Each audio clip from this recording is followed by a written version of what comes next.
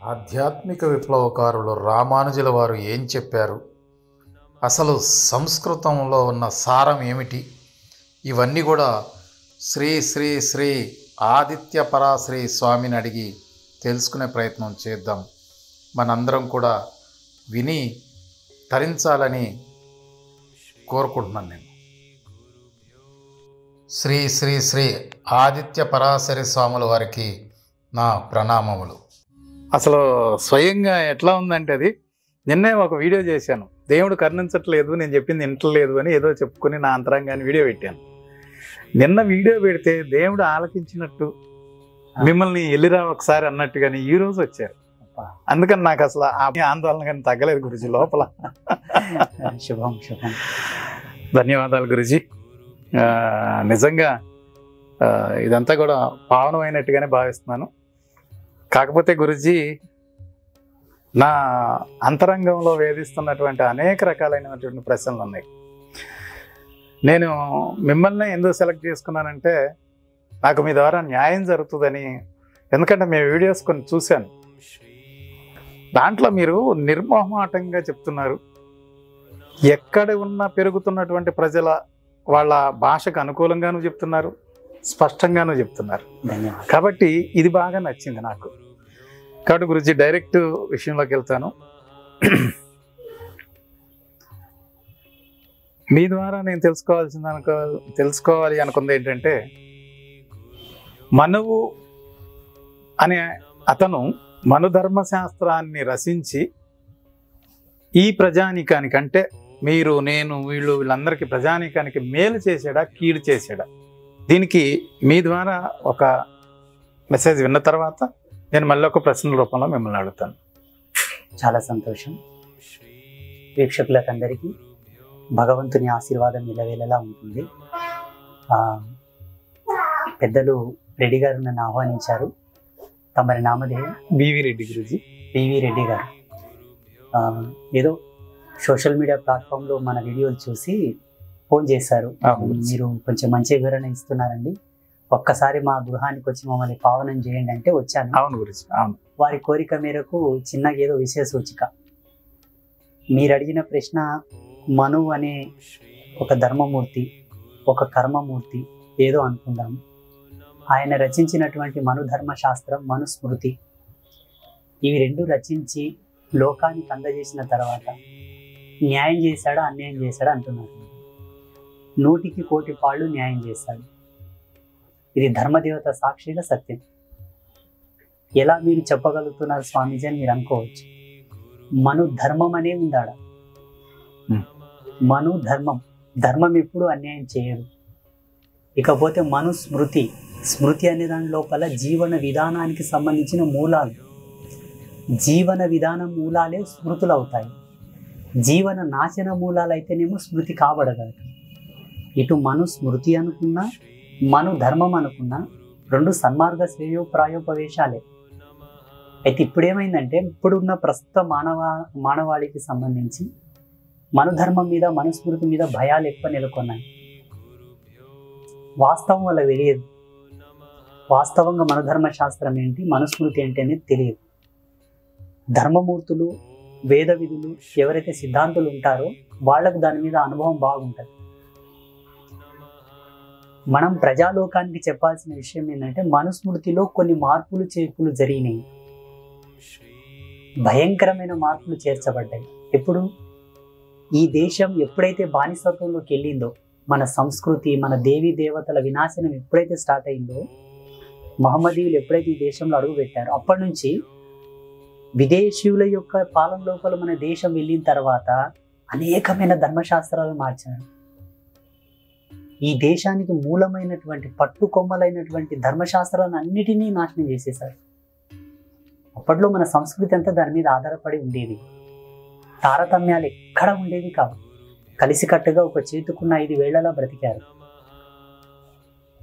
ఎప్పుడు పొరపాటు జరిగిందంటే విచ్ఛిన్నం చేయాలా, వీళ్ళని చెల్లా చెదురు చేయించాలా, అప్పటి నుంచి స్టార్ట్ అయింది ఈ ధర్మంలో ఉన్నటువంటి మార్పులు చేర్పులు ఇవన్నీ కూడా.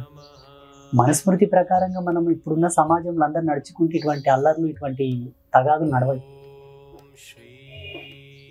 అంటే ఇంకొకటి గురూజీ, ఇప్పుడు అసలు మానవుడు ఏ కులం ఎట్లా పుట్టారనేది కూడా కొద్దిగా దాంట్లో వివరించినట్టుగా ఉంది. ఇప్పుడు నేను ఒక మాట చెప్తాను. కులం అనున్నది ఒక యూనిటీ, ఒక సంఘం, లైక్ ఒక సమూహం. కులం అనే దాని మీద ఒక నెగిటివిటీని క్రియేట్ చేసింది ఎవరంటే కొంతమంది కుహనా మేధావులు. బివి రెడ్డి గారు అనే ఒక వ్యక్తి, he was a well person and good person, very intelligent person అని చెప్పగలిగిన వాళ్ళు ఉంటారు, కొంత ఫ్రాడ్గా కూడా చెప్పవలసిన వాళ్ళు ఉంటారు. వాళ్ళు నిన్ను అర్థం చేసుకున్న విధానం, వాళ్ళు నిన్ను అనుసరించి వాళ్ళకు దొరికినటువంటి అనుభవం, అది మంచో చెడో. కులమును ఒక విధమైనటువంటి నెగిటివిటీలోకి తీసుకెళ్లిన వాళ్ళు ఎవరైతే ఉంటారో ఈ ధర్మాన్ని చీల్చడానికి ప్లాన్ చేసిన వాళ్ళే చేస్తారు తప్పిస్తే అంతకు మించి వేరేం లేదు. ఒక ఉదాహరణ చెప్పాలంటే మెడికల్ డిపార్ట్మెంట్ ఉంది, ఆరోగ్య వ్యవస్థ, ప్రొటెక్షన్ డిపార్ట్మెంట్ ఉంది, పోలీస్ వ్యవస్థ, లా డిపార్ట్మెంట్ ఉంది, లాయర్స్. ఒక్కొక్క డిపార్ట్మెంటు సభ్య సమాజంలో అన్నీ కలిసి సమాజానికి ఎట్లా సేవ చేస్తూ వాళ్ళు ఎట్లా జీవన వృత్తిని పొందుతున్నారో, ఒకప్పుడు చేతి వృత్తుల వల్ల మాదిగోళ్ళు, ఎరకలోళ్ళు, దాసరోళ్ళు, మాలోళ్ళు, ఇవన్నీ కూడా సమ్ కైండ్ ఆఫ్ వర్క్కి సంబంధించినటువంటి యూనియన్. ఇదంతా ఏమైపోయింది, వీళ్ళలో ఒక విభేదాన్ని సృష్టించి విచ్ఛిన్నం చేసి మనదైన ఎజెండా నిలబెట్టాలన్న ఒక కోణం లోపల ప్రతిదాన్ని నూరిపోయడం మొదలుపెట్టారు, తగువులు పెట్టారు బాగా. నా ఉద్దేశం ప్రకారంగా కులం అన్నది సమాజానికి ఒక పట్టుకొమ్మ, ఒక ఆధారం, బేస్మెంట్. దాన్ని ధర్మంలో చెప్పిన పద్ధతిగా సద్వినియోగపరచుకోగలిగితే సస్యశ్యామలమై జీవిస్తారు సర్వజనులందరూ కూడా. హెచ్చుతగ్గులు ఈ సృష్టిలో లేవు అనడానికి వీలు లేదు. భూమి హెచ్చుతగ్గులతోనే ఉన్నది. సమానం ఫలపరపుగా భూమి ఉన్నదా? లేదు. దేని మీద హెచ్చుతగ్గులు లేవు చెప్పండి? అన్నిట్లో హెచ్చుతగ్గులు ఉన్నాయి. అంటే ఉండాలి అంటారా? హెచ్చుతగ్గులు లేవు అనడానికి ఆస్కారం లేదు కదా. మన శరీరం కూడా సమాంతరం ఉన్నదా? శరీరం కూడా సమాంతరం ఉన్నదా? ఒకే ఆకారంలో, ఒకే షేపులో, ఒకే టైప్లో ఉందా? చేతి వేళ్ళు కూడా సమానంగా లేవు కదా. ఇక్కడ అర్థం చేసుకునే ఈ ఆలోచన విధానం ఏదైతే ఉన్నదో, సొసైటీని గ్రాస్ప్ చేసేటటువంటి అనాలిసిస్ ఏదైతే ఉన్నదో అది జనాలకు నేర్పాలి. ధర్మం అదే పనిచేస్తుంది. అందరూ కూడా సర్వే జనః సుఖినో భవంతు, సమాజంలో శాంతి భద్రతలకు సంబంధించినటువంటి ధర్మ సూక్ష్మాలు, ధర్మ స్తోత్రాలు చాలా ఉన్నాయి. అప్పట్లో గురుకులాల్లో నేర్పేవాళ్ళు అವೆಲ್ಲ కూడా. ఎప్పుడైతే మెకాలయిజం ఎప్పుడైతే సమాజంలో అడుగుపెట్టిందో కూరలు చాచుకొని, అప్పటి నుంచి సమాజంలో అందరికీ ధర్మం అంటేనే విసుకొచ్చిపోయింది. గురుజీ, ఇప్పుడు కులాల మధ్య, మతాల మధ్య వైషమ్యాలు లేవంటారా? కొంతమంది అనగదొక్కబడలేదు అని, వెలివేయబడలేదు అని అట్లా అనుకోవచ్చా మనం?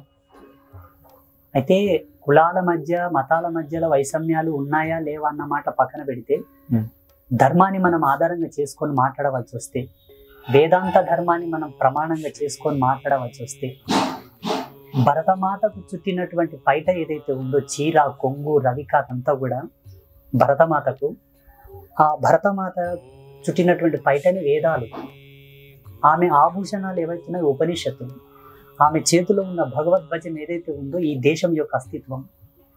దీని ఆధారభూతంగా మనం మాట్లాడాలంటే కులాల మధ్యలో ఎప్పుడే కానీ వైషమ్యాలు లేవు. కులం అంటే ఒక ఇంట్లో పుట్టిన నలుగురు అన్నదమ్ములలాగా.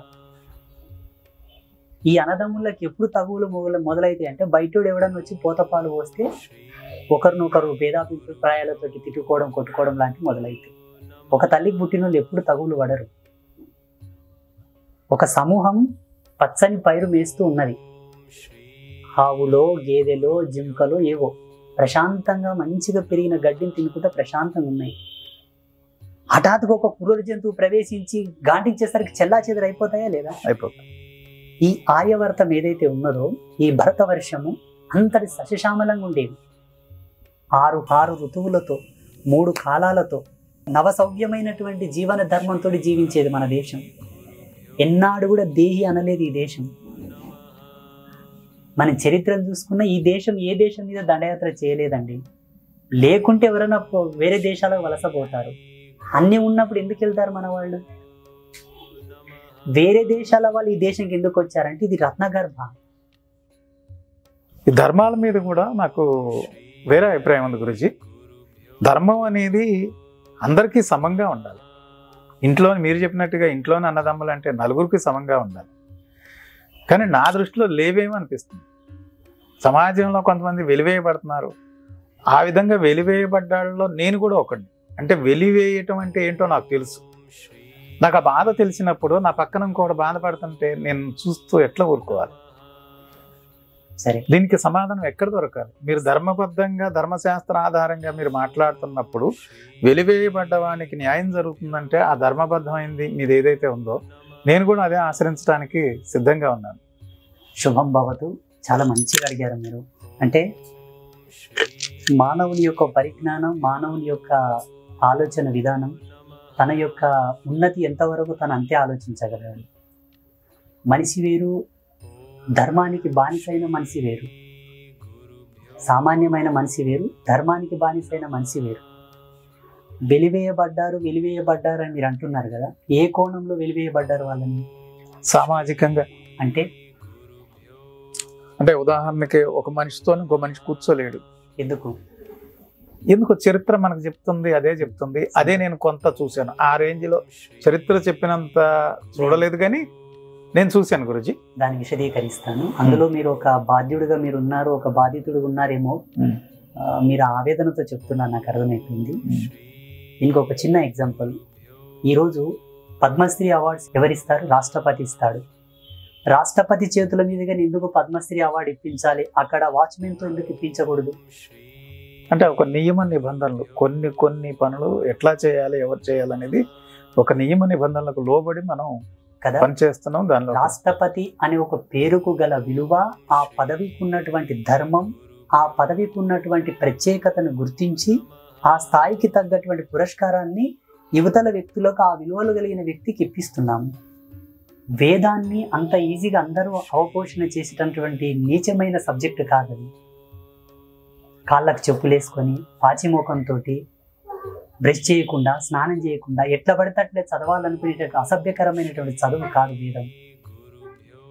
వేదాన్ని నేర్వాలే, ధర్మాన్ని పాటించాలనుకున్నప్పుడు కొన్ని సమున్నతమైన విలువలు కలిగి ఉండాలని చెప్పారు అప్పటి పెద్దలు. ఉదాహరణకి నేను చెప్తాను.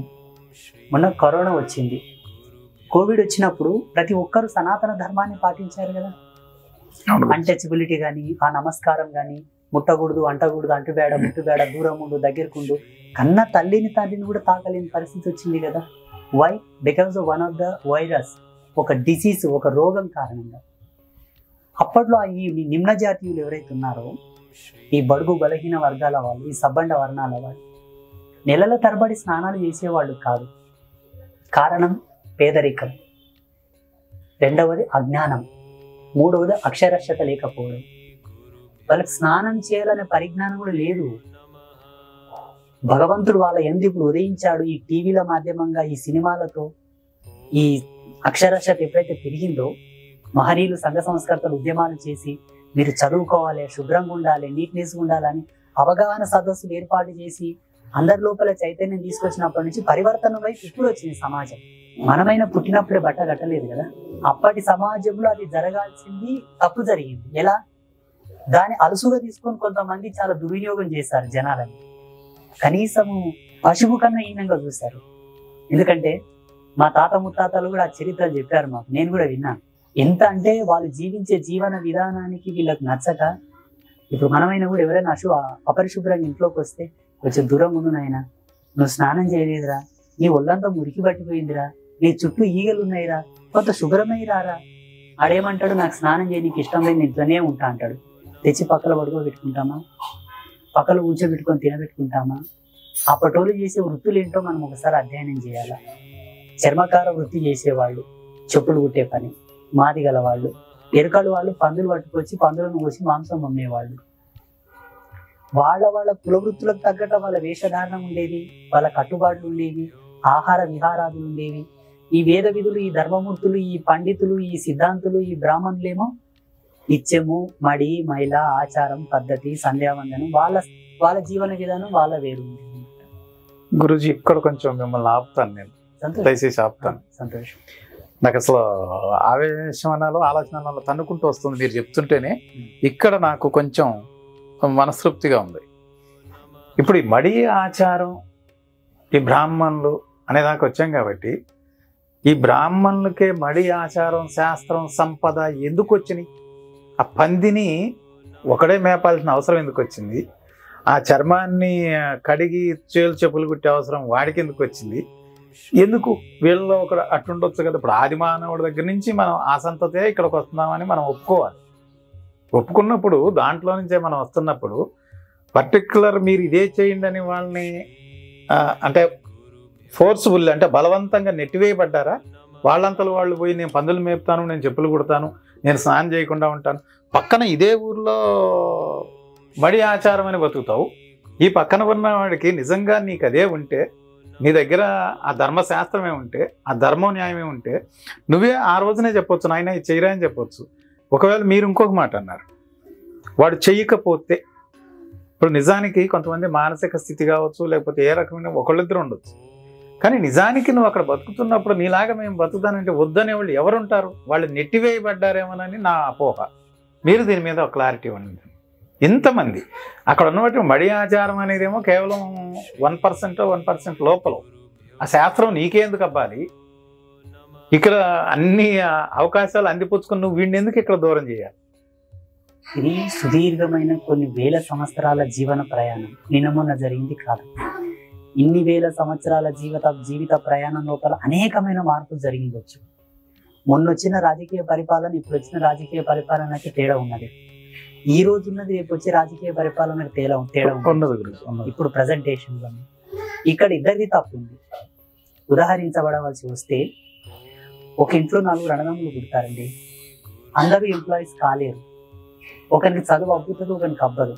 చదువు అబ్బిన వాడు ఉద్యోగి అవుతాడు, చదువు అబ్బని వాడు ఏదో చేతికి తోచిన పని, కాలికి తోచిన పని చేస్తాడు. అవునా? ఇది అది 2 చేతగాలని వాడు వాళ్ళిద్దరు తెచ్చేసింది ఏదో తిని ఉంటాడు. చీట్లు పాటలు చివాట్లు పడుతూ నీకు చేతగాని వాడవు, నువ్వేం చేయలేదంటే తెచ్చేసిన వాళ్ళు తిడితే తిడిపించుకుంటాడు. అట్లాగే వేదాంత ధర్మానికి సంబంధించిన నియమాలు పాటిస్తూ నోటి రుచి పెయ్యి రుచి ఏం చూడకుండా అన్నిటికీ దూరంగా ఉండి ధర్మానికే ప్రావీణ్యం ఇస్తూ బతికిన వాడు పండితుడయ్యాడు. నేను ఏది పడితే అది పీక తింటా, ఏది పడితే తాత స్నానం చేయి నేను చేయను అయిన వాడు పామరుడు. ఇద్దరిది తప్పు ఉంది. ఇలా కొన్నాళ్ళు జరగగా పోతూ పోతూ మధ్యకాలంకి వచ్చేసరికి దీన్ని అలుసుగా తీసుకొని అధికారం చెలాయించిన వాళ్ళు మళ్ళీ మధ్యలో యాడ్ అయినారు. మనకేం కనిపిస్తుందంటే ఆరంభంలో ఇద్దరిది తప్పు ఉంది. నేనున్నానండి, మా తల్లికి 3 అన్న తమ్ముళ్ళము, మా పెద్దోడు కార్మికుడు, మా చిన్నోడు డ్రైవర్. నేను ఎందుకు సన్యాసిని అయ్యాను?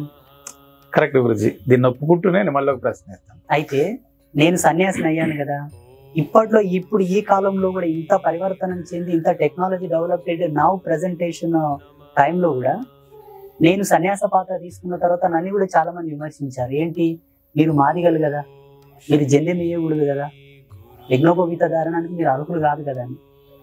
ఇప్పట్లో కూడా ఇంత ఉందంటే ఆ మధ్యలో ఎంత ఉండొచ్చు. ఇక్కడ ఏముందంటే ఎవరిది తప్పు కాదు, ఎవరిది ఒప్పు కాదు. ఆయా అవసరాలని ఆయా అవస్థల్లో దుర్వినియోగపరుచుకున్నటువంటి దుర్మార్గులది, సన్మార్గంలోకి తీసుకురాకపోవడం వల్ల అణిచివేత గురి చేయబడ్డటువంటి మూర్ఖులది. ఇందులో వేదాంతుల తప్పున్నది, వీళ్ళది తప్పున్నది. మారండ్రా నాయనాన్ని సంతు రవిదాస్ లాంటి వాళ్ళు చెప్పిన మారలేదు, భక్త కనకదాసు లాంటి వాళ్ళు చెప్పిన వాళ్ళు మారలేదు. వీళ్ళు కూడా ఎంతో మంది పుణ్యమూర్తులు ఉద్భవించారు కదా దీంట్లో. నేనే ఉన్నాను. మా ఊళ్ళో చాలా మంది చెప్తాను నేను, మద్యం సేవించకండి. 100 రూపాయలు సంపాదిస్తారు, 50 రూపాయలు మద్యం కెడతారు. ఆ 50 రూపాయలు ఏమి కష్టం, ఏమి మీరు పొదుపు చేస్తారు? బిడ్డకు సరిగా పెళ్లిని చేయలేకపోతారు. నీ పెళ్ళం ప్రెగ్నెంట్ అయిన తర్వాత ఆమె సుఖప్రసవం చేసుకోవడానికి కూడా నీతో 10 రూపాయలు లేకపోతే దొరల కాలం మీద పడతావు. అయ్యా నా భార్య కాన్పుకుంది, 10 రూపాయలు ఇప్పియండి, ప్రైవేట్లో డెలివరీ చేయించుకుంటాను. ఈ తండ్రి చచ్చిపోతే మంటి కాసు కూడా దొరల ఇళ్ళ ముందర పోయి 10 రూపాయలు తెచ్చుకుంటావు. పొదుపు చేత కాదు, డబ్బులు విచ్చలవిడిగా ఖర్చు పెడతావు. నేను కొన్ని వేల మందికి చెప్తానండి, వినరు. మూర్ఖత్వం. గురుజీ కొంచెం మీలాంటి మహానుభావులతో ప్రశ్నించకూడదు అని అట్లా అంతరాత్మ చెప్తుంది. కానీ ఇప్పుడు మీరు చెప్తుంది మర్రి చెట్టు మహావృక్షమై పెనవేసుకున్న తర్వాత చెప్తున్నారు. ఇది ఆదిలో ఆ మడి ఆచారంతో బతికిన వాళ్ళు అసలు అక్కడ పెట్టకుండా ఉండి ఉంటే, లేకపోతే ఆ రోజునే చెప్పి ఉంటే ఇది జరిగేది కాదని నేను నా మనస్ఫూర్తిగా నమ్ముతున్నాను. ఏం పెట్టకుండా ఉండాల్సింది, దూరంగా పెట్టకుండా ఉండాల్సింది. ఒకవేళ పెట్టినా కూడా నీలో కూడా ఒకడు అక్కడ ఉండాలి, వీళ్ళలో కూడా. ఇప్పుడు మీరు అన్నట్టుగానే వీళ్ళలో కూడా ఒక తల్లికి పుట్టిన వాళ్ళు నలుగురు ఒకే రకంగా ఉన్నప్పుడు, ఇప్పుడు ఆ ఊరికి దూరంగా ఉన్న వాళ్ళలో కూడా జ్ఞానవంతులు ఉండొచ్చు, వాళ్ళలో కూడా మంచివాడు ఉండొచ్చు, మంచి ఆలోచన ఉండొచ్చు. వాళ్ళలో ఒకడు వీటి రావాలి, వీళ్ళలో ఉన్నాడు అటు వెళ్ళాలి. కానీ ఇక్కడ ఏ కేటగిరీ ఉన్నా నువ్వు అక్కడే ఉంటున్నావు, వాడు తెలియగలడున్నా అక్కడే ఉంటున్నాడు. దీనికి మీరు ఇప్పుడు ఎగ్జాంపుల్ తీసుకుని ఈ మర్రి చెట్టు పెనవేసుకున్నట్టు సమాజంలో అది అంత మహావృక్షంలాగా అయిపోయి ఇది ఇట్లాగే బతకాలేమన్న స్థితిలో ఇప్పుడు చెప్తే వినకపోవచ్చు. కానీ ఆ రోజున అసలు ఈ వ్యవస్థ ఇట్లా ఎప్పుడైతే ఏర్పడిందో, ఎవరైతే ఏర్పరిచారో, ఎవరైతే దాన్ని ఫోర్స్ఫుల్లీ అక్కడికి నెట్టారో, ఆ నెట్టిన వారిని ఏమనాలి? మీరన్న మాట చాలా ప్రామాణికమైంది. ధర్మ ప్రతిష్టానానికి సంబంధించిన మాట మీరన్నది. అప్పట్లో స్వాగతించబడి ఆహ్వానించిన వాళ్ళని స్వాగతించారు, ఆహ్వానించారు. ఉదాహరణకి బ్రహ్మర్షి అయినటువంటి వశిష్ఠుడు అరుంధతి మాతను వివాహం ఆడాడు. మాదిగ జాతికి వచ్చి, మాదిగ గూడెంలోకి వచ్చి, ఈ పుణ్యవతి నేను కళ్యాణం ఆడుతానంటే ఆమె చేయిస్తే కళ్యాణం ఆడాడు. ఈయన బ్రహ్మ, ఆమె మాదిగ. ఆమె నీ ధర్మంలో నేను నడుస్తాను, నీలా నేను జీవిస్తానన్నది జీవించింది. ఇకపోతే ఎందరో మహనీయులు మాలాంటి భాగవతులు పుట్టి, మారండ్రనైనా మిమ్మల్ని ధర్మం వైపు, జ్ఞానం వైపు, మోక్ష స్థితి వైపు తీసుకెళ్తాం, బ్రహ్మ ప్రతిష్టానమైనటువంటి నామాంకితం మీకు ఇస్తాం, బ్రహ్మ ఉద్దాండమైన అగ్రతాములో మీకు ఇస్తామన్నా కూడా స్వీకరించలేకపోయిండ్రు. కారణం, దాంట్లో కొన్ని నియమాలు ఉంటాయి. ఏముంటాయి? త్రిమకారాలకు దూరం ఉండాలి, మద్యం సేవించకూడదు, అది పాతకం, మాంసం తినకూడదు, బ్రహ్మహత్య పాతకంతో సమానం, మగవా సాంగత్యం అనగా కులపత్ని ధర్మపత్నితో తప్ప అన్య స్త్రీలను మీరు ముట్టకూడదు, తాకకూడదు అనగానే పొరపాటు వచ్చిపోయింది. వీళ్ళకి విచ్చలవిలే జీవితం కావాలి కదా, సమయ సందర్భాలు ఉండవు. ఎప్పుడు పడితే అప్పుడు భార్య లేదు, అక్క లేదు, చెల్లి లేదు, అన్న లేదు, తమ్ముడు లేదు, ఎవరికి ఆడ ఏది తేడా లేకుండా ఉంటారు. ఎప్పుడు పడితే అప్పుడు చికెన్ మటన్ తెచ్చుకొని తినికే కావాలి. ఎప్పుడు ఇష్టమైతే అప్పుడు దోస్తులు ఎవరైనా కలిస్తే దావతలకు పోవాలి. ఇవెళ్ళేడ పాటిస్తారు వీళ్ళు? అంటే వీళ్ళన్నీ స్వయంగా వాళ్ళు ఏర్పరచుకున్నాయి అంటారా మీరు చెప్పేయన్ని? 100కి 1,000 పాళ్ళు సత్యం. ఈ విషయంలో నేను ఒప్పుకోలేను గురుజీ. ఖచ్చితంగా నేను ఈ విషయంలో కొంచెం మీతో ఏకీభవించలేను. ఎందుకంటే ఈ రోజుకి కూడా ధర్మశాస్త్రాలు బోధించేటువంటి ప్రవచనకర్తలు కూడా మీరు అదే తినాలి, మీరు అది తింటేనే మీకు ఆ శక్తి వస్తుంది, మీరు ఆ పనులు చేయగలుగుతారు, మీరు అట్లా చేస్తారని చెప్తున్నారు. అంటే మీరు అట్లాగే ఉండండి అని నాకు అర్థం అవుతుంది.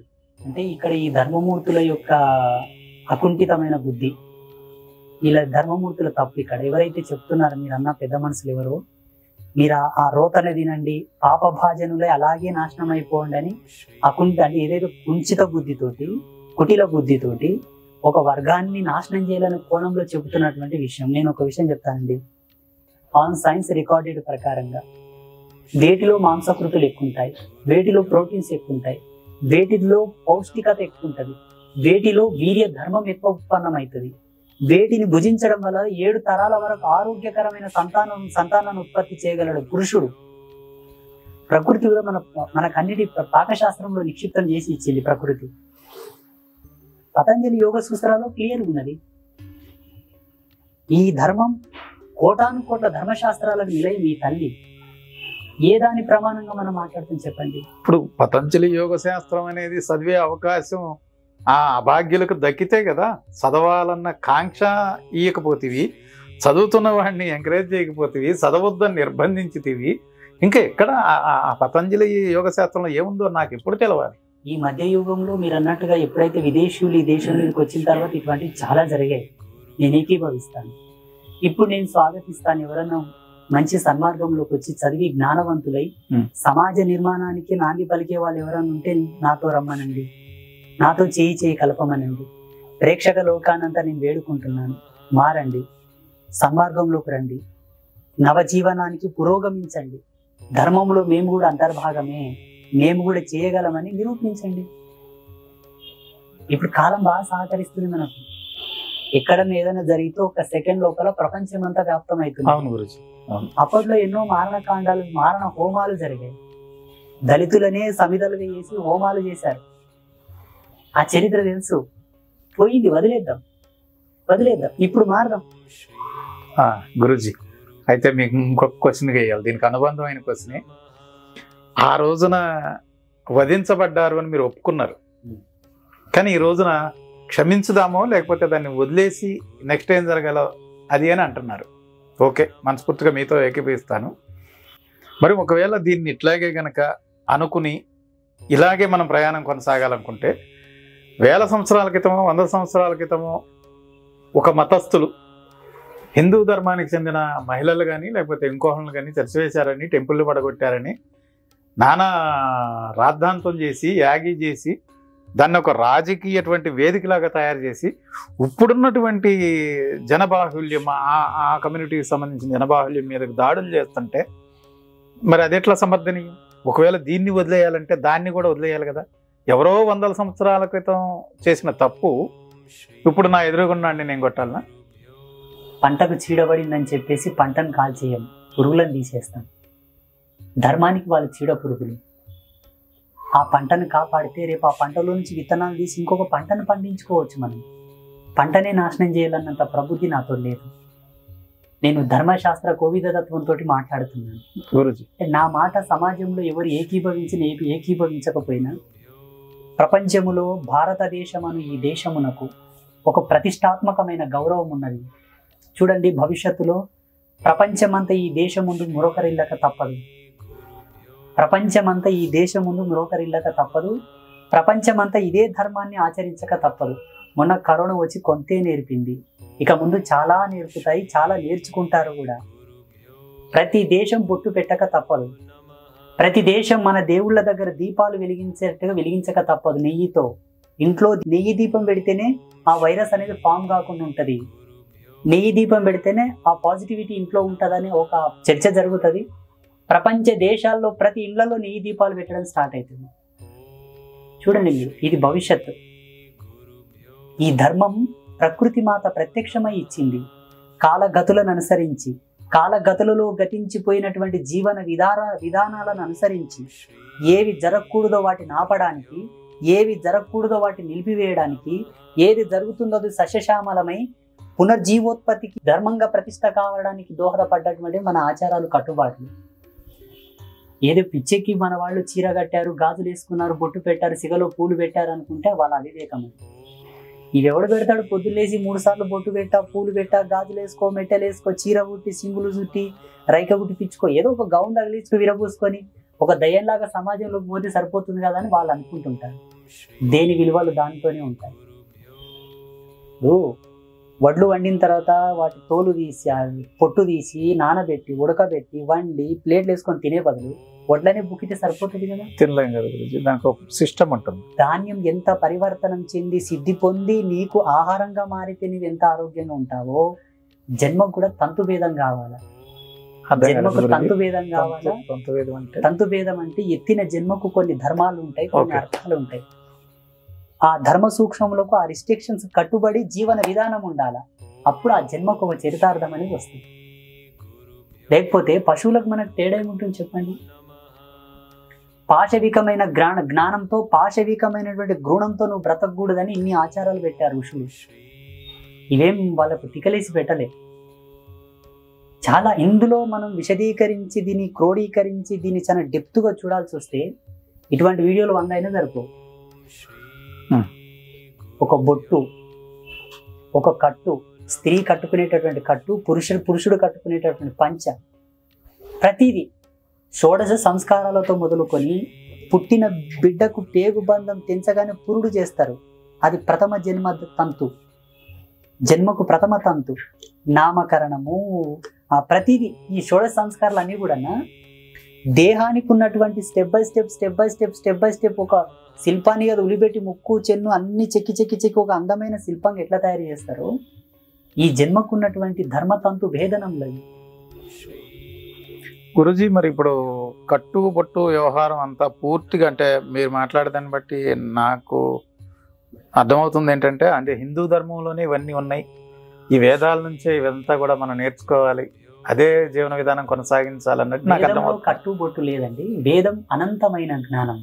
అంటే that is a very supreme subject అనమాట, పెద్ద సబ్జెక్ట్ అది. వేదాన్ని విశదీకరించి వేదంలో ఉన్న మూలాలు చెప్పడానికి జీవన విధానాలకు సంబంధం లేదు. ఓకే, ఇవి ధర్మశాస్త్రాల్లో చెప్పబడింది. ధర్మశాస్త్రాలు ఎప్పుడు వచ్చినాయంటే, కొంతమంది పండితులు అనుకోండి, లేకపోతే వేద విద్వాంసులు అనుకోండి, ఆ కాలంలో అంతో పొరతో కాకు చదువుకున్న వాళ్ళు కొన్ని వేల జీవితాల మీద రీసెర్చ్ చేశారు.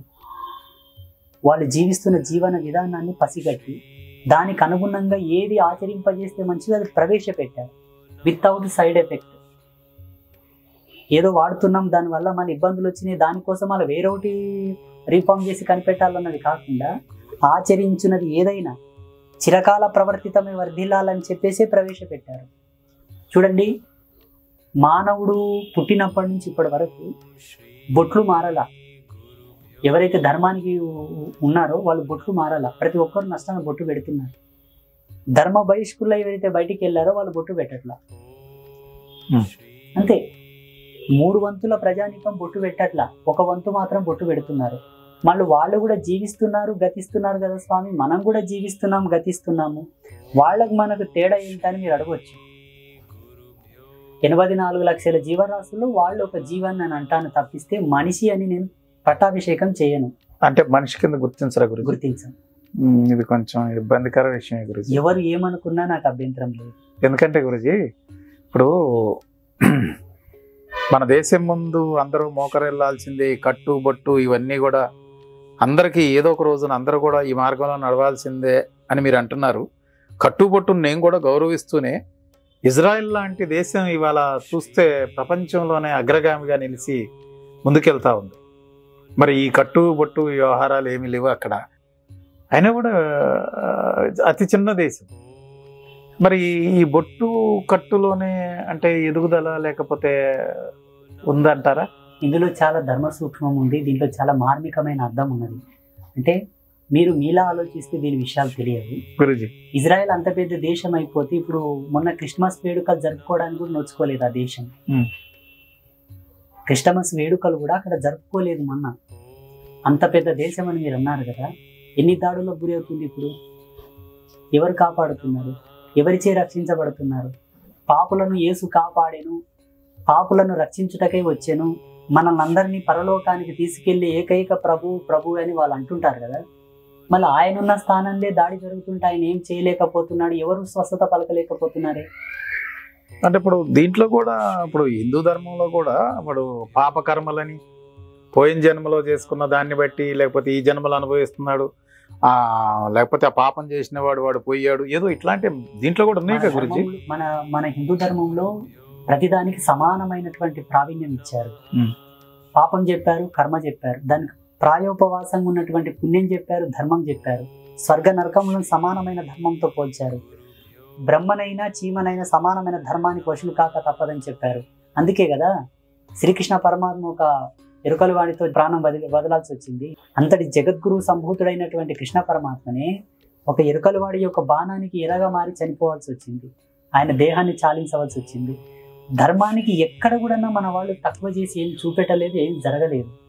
వాళ్ళు ఏం చెప్తారంటే మా ప్రభు ఒక్కడే రక్షకుడు, మా ప్రభువే రక్షిస్తాడు, మిగతా వాళ్ళంతా సైతాన్లు అంటారు. మన దేవుళ్ళు ఆ ధర్మాన్ని బోధించలేదు.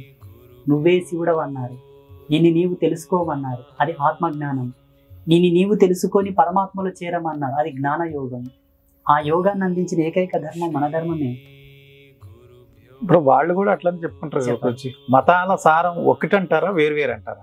వాళ్ళది సపరేట్ అంటారు. అన్ని తక్కిన వల్ల క్షుద్రములు వేస్ట్, మాదే ప్రావీణ్యం, మాదే ప్రధానం అంటారు.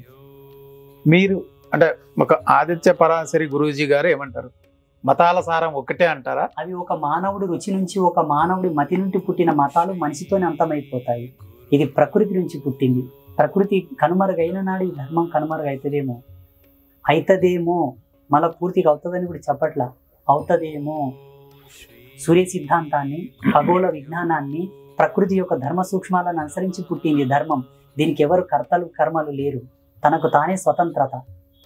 ఇది ప్రకృతిలో కలుసుతూ జీవో జీవస్య జీవనం, అందరినీ కలుపుకొని అందరిలో తాను, తనలో అందరూ చూసుకొని బతికి ఏకైక ధర్మం.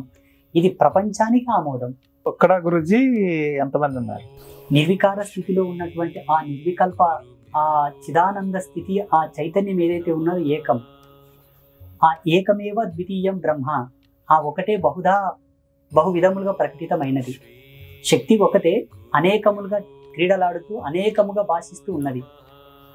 ఇప్పుడు మీరు చెప్పిన ఆ ఒక్కటే వేరు వేరు మతాలుగా ఉంది అని అనుకోవచ్చా? మతానికి కొన్ని ధర్మాలు ఉన్నాయి, మతానికి కొన్ని ప్రతిష్టలు ఉన్నాయి. అది ప్రకృతికి అనుసంధానమై ఉండాలి తప్పిస్తే ప్రకృతి నుంచి వేరు ఉండకూడదు. ప్రకృతికి అనుసంధానమై ఉండాలనుకుంటే ప్రకృతిలో ప్రథమ శ్రేణి ఏంటంటే అహింస.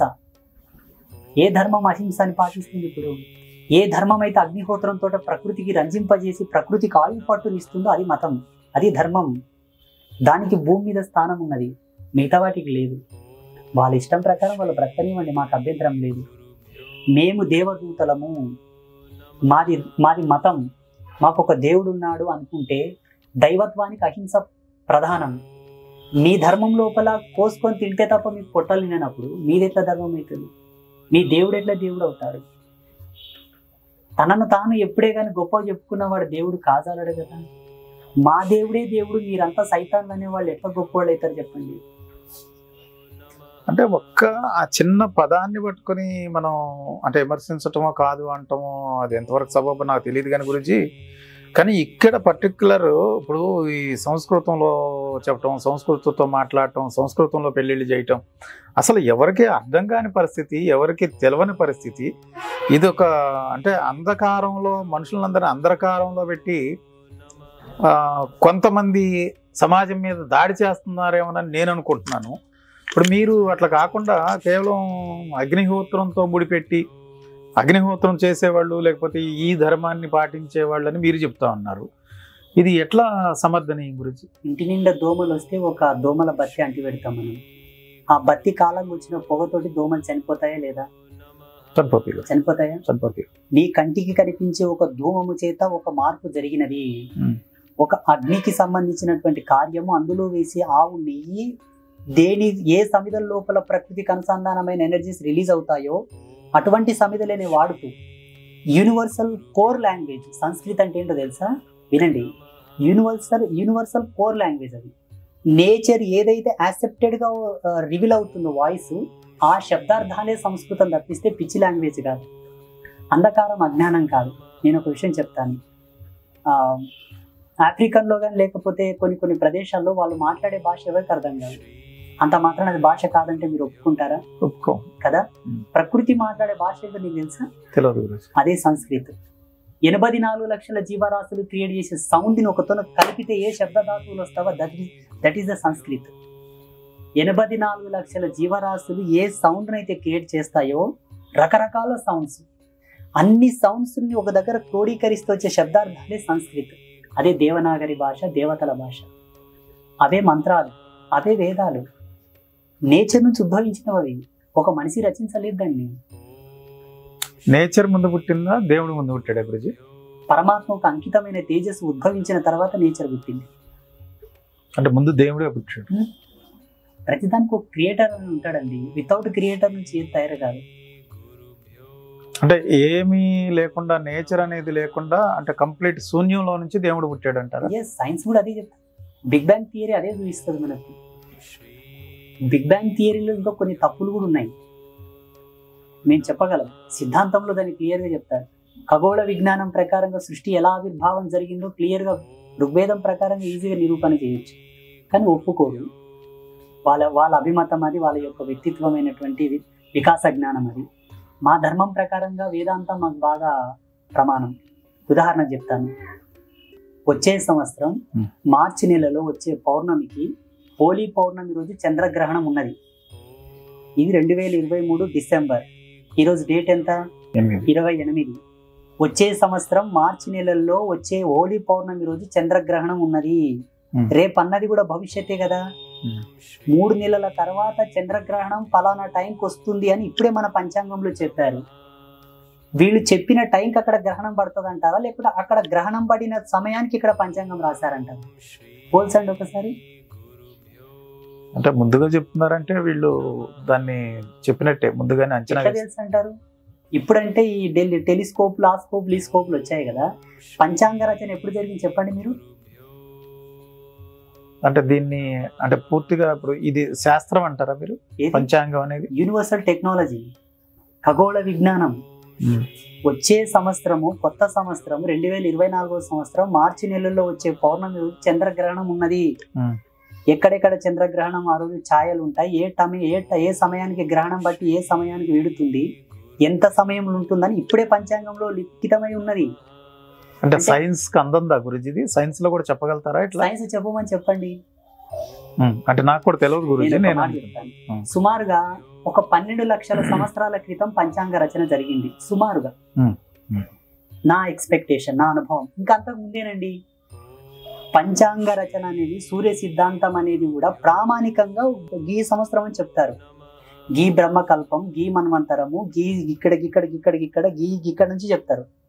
కానీ ధర్మం ఎప్పుడైతే ఉద్భవన జరిగిందో, పరమాత్మ ఎప్పుడైతే ప్రోక్తవ్యంలోకి వచ్చాడో అప్పటి నుంచే రచన ఉన్నది.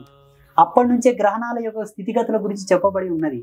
మళ్ళీ అప్పుడు అంతరిక్ష ప్రయాణంలో ఈ టెలిస్కోప్లు, గెలిస్కోప్లు, ఈ రాకెట్లు లేవు కదా. మార్చి నెలలో వచ్చే చంద్రగ్రహణం ఇప్పుడే మా పంచాంగంలో, మా ధర్మంలో చెప్పారు కదా. ఏ బైబిల్లో కానీ, ఏ ఖురాన్లో కానీ, ఏ ధర్మంలో కానీ ఉందా చూడండి. అంటే వాస్తవం నాకు తెలియదు గురించి. వాళ్ళ దాంట్లో లేదండి. 6 ఋతువులు, 27 నక్షత్రాలు, 12 రాశులు, 9 గ్రహాలు, 3 కాలాలను ఏక ధర్మంలో ప్రతిపాదన చేస్తూ మానవాళిని సశశామలమైనటువంటి జీవన విధానంలో జీవింపజేసి ఏకైక ధర్మం, ప్రకృతికి అనుసంధానంగా నడిచేటటువంటి ఏకైక ధర్మం, ప్రకృతిని సమసమానమైనటువంటి గతిలో నడిపించే ధర్మం సనాతన ధర్మం. ఇది దేవుడు అని చెప్పుకోవడానికి మూలం. ఇది దేవుడు, ఇది శాసనం, వీళ్ళు దేవతలు, ఇది మతం, ఇది ధర్మం. ఇవేవి కాదు నా ఇష్టం వచ్చినట్లా నేను ఒర్రుతా అంటే అది నీ పిచ్చి అవుతుంది తప్పిస్తే ఎట్లా ప్రమాణంలో తీసుకోవాలి? అగ్రదేశం అంటాం, చదువులో ముందుందంటాం, అస్త్రశస్త్రాల్లో ముందుందంటాం, రక్షణ వ్యవస్థలో ముందుందంటాం, ఎకనామిక్లో ముందుందంటాం. ఉండనివ్వండి, తప్పేముంది? ఈ ధర్మాలు చూపించగలగాలి. ఏ ధర్మాల గురించి నేను చెప్పాను కదా ఇంత. ఇప్పుడు చెప్పిన ఇట్లా కట్టు బొట్టు, ప్రకృతికి అనుసంధానంగా నడవగలిగిందే ధర్మం. ప్రకృతితో జత వేసుకొని, పెన వేసుకొని, ప్రకృతితో కన్న తల్లి వలె నడుస్తూ నడవాలి. ఇంకొక మీకు ముఖ్యమైన విషయం చెప్తాను. ప్రతి ఒక్కరు దేవుళ్ళ కొబ్బరికాయలు కొడితే, దీపాలు పెడితే, హోమాలు చేస్తే, వ్రతాలు చేస్తే మాకేదో వస్తుందని చేస్తారు. అది పెద్ద అజ్ఞానం, పెద్ద మూఢనమ్మకం. అది ధర్మదేవతకు అన్యాయం చేస్తున్నట్ట. ధర్మదేవతకే కళంకం తెచ్చేటటువంటి పని అది. గీతాచార్యుల వారు ఏం చెప్పారు? కృష్ణ పరమాత్మ అంటే నిష్కామ కర్మలు చేయమన్నాడు. నేను ఒక మాట చెప్తాను వినండి. పితృతర్పణాలు ఎందుకు ఇడుస్తారండి? ఇంతటి జన్మకు కారణమైన పితృదేవతలు ఉత్తమ లోకాల్లో ఉండాలని నీకు ఈ జన్మనిచ్చినందుకు వాళ్ళకి ఇంత పిండ ప్రదానాలు, శ్రాద్ధ కర్మలు చేసి పితృదోష నివారణ కొరకు అవి చేస్తావు. నీ జన్మనిచ్చినందుకు, నీ జన్మను వాళ్ళ జన్మలనిచ్చిన ఈ ప్రకృతికి నువ్వేమిస్తున్నావు? అంటే ఇది నిజంగా వాళ్ళు అంటే వాళ్ళకి ఆహారమే గురుజీ, లేకపోతే ఇది ఒక ఆచారం? అదొక పెద్ద వ్యవస్థ అండి. దాంట్లో చాలా అంతరార్థమైనటువంటి విలువలు ఉన్నాయి, దాంట్లో అంతర్భూతమైనటువంటి మర్మాలు చాలా ఉన్నాయి. అది వేరు సబ్జెక్టు. పితృదేవతల పిండ ప్రదానాలు కానివ్వండి, వాళ్ళకి చేసేటటువంటి పూజలు అవన్నీ కూడా నిన్నిచ్చినందుకు వాళ్ళకి ఏదో ఇంత పెట్టి సాగనంపుతున్నావు కదా. నిన్ను భూమి ఉన్నప్పటి నుంచి ఇప్పటి వరకు మానవ మనుగడకు మూలమైన ప్రకృతికి నువ్వేం చేస్తున్నావు? చేయాలి గురుజీ. ఏం ప్రకృతికి చేస్తున్నావు చెప్పండి, చేయలేదు కానీ చేయాలి. ఏం చేయాలి చెప్పండి, ప్రకృతికి అనుకూలంగా మనం బతకటమే. ఏంటి చెప్పండి, ఎలా బ్రతకాలి చెప్పండి. అంటే వ్యతిరేకంగా, అంటే ప్రకృతి ఏదైతే మనకి ఇస్తుందో దాంతో జీవించడం. ఋషుల యొక్క ప్రజ్ఞ, సనాతన ధర్మంలో ఉన్న వారసుల యొక్క గొప్పతనం ఏంటంటే ప్రకృతి మీద వాళ్ళు బాగా డీప్ గా రీసెర్చ్ చేశారు. ఆ ప్రకృతి మీద డీప్ గా రీసెర్చ్ చేయగా వచ్చిన వాస్తవాలే పూజ, పంచభూతాల సమ్మేళనము, పంచభూతముల యొక్క ప్రకటితము, పంచభూతములను ఏకకాలంలో ఒకే చేత ప్రకటితం చేసి మళ్ళీ యూనివర్సల్లో కలపడమే పూజ. ప్రకృతి అనుసంధానమైన చర్యలు పూజలు తప్పిస్తే మన పిచ్చి కోరికలు తీర్చేటివి కావాలి. అంటే మనం ఏదైతే తీసుకుంటున్నామో అది తిరిగి ఇవ్వాలన్నట్ట గురుజీ. ఇవ్వకూడదా? అదేనా అర్థం? ఇవ్వకూడదా మీరు చెప్పండి. ఇవ్వాలి, ఇవ్వాలి. పురుషుడికి వీర్య ధర్మం ఉండాలని మన ధర్మం చెప్పింది. అంటే ఒక పురుషుడి యొక్క వీర్య ధర్మంతో నువ్వు ఉద్భవించావు కాన నీ వీర్య ధర్మంతో ఒకరు ఉద్భవింపజేయాలి. అది జన్మకున్న సార్థకత. నీకే వీర్య ధర్మం ఉన్నప్పుడు, పాత్రత ఉన్నప్పుడు ప్రకృతికి ఎన్ని ఉండాలి? ఏదో అమాంతరం వస్తుంది, లాగించేద్దాం, తిందాం, సద్దాం అంటే ఏముంటుంది చెప్పండి? మిగతా జీవరాశులు కూడా తింటాయి, సస్తావండి. దానికి నీకు తేడా ఏంటి? మనిషివై, విజ్ఞానవంతుడవై, పరిజ్ఞానవంతుడు అవ్వడానికి రూపమేమిటి? ఏం చూపిస్తావు చెప్పండి? మానం కింద దాపు బట్ట కట్టుకొని షడ్రుచులను కలవసుకొని తినడమేనా నీ దట్టు?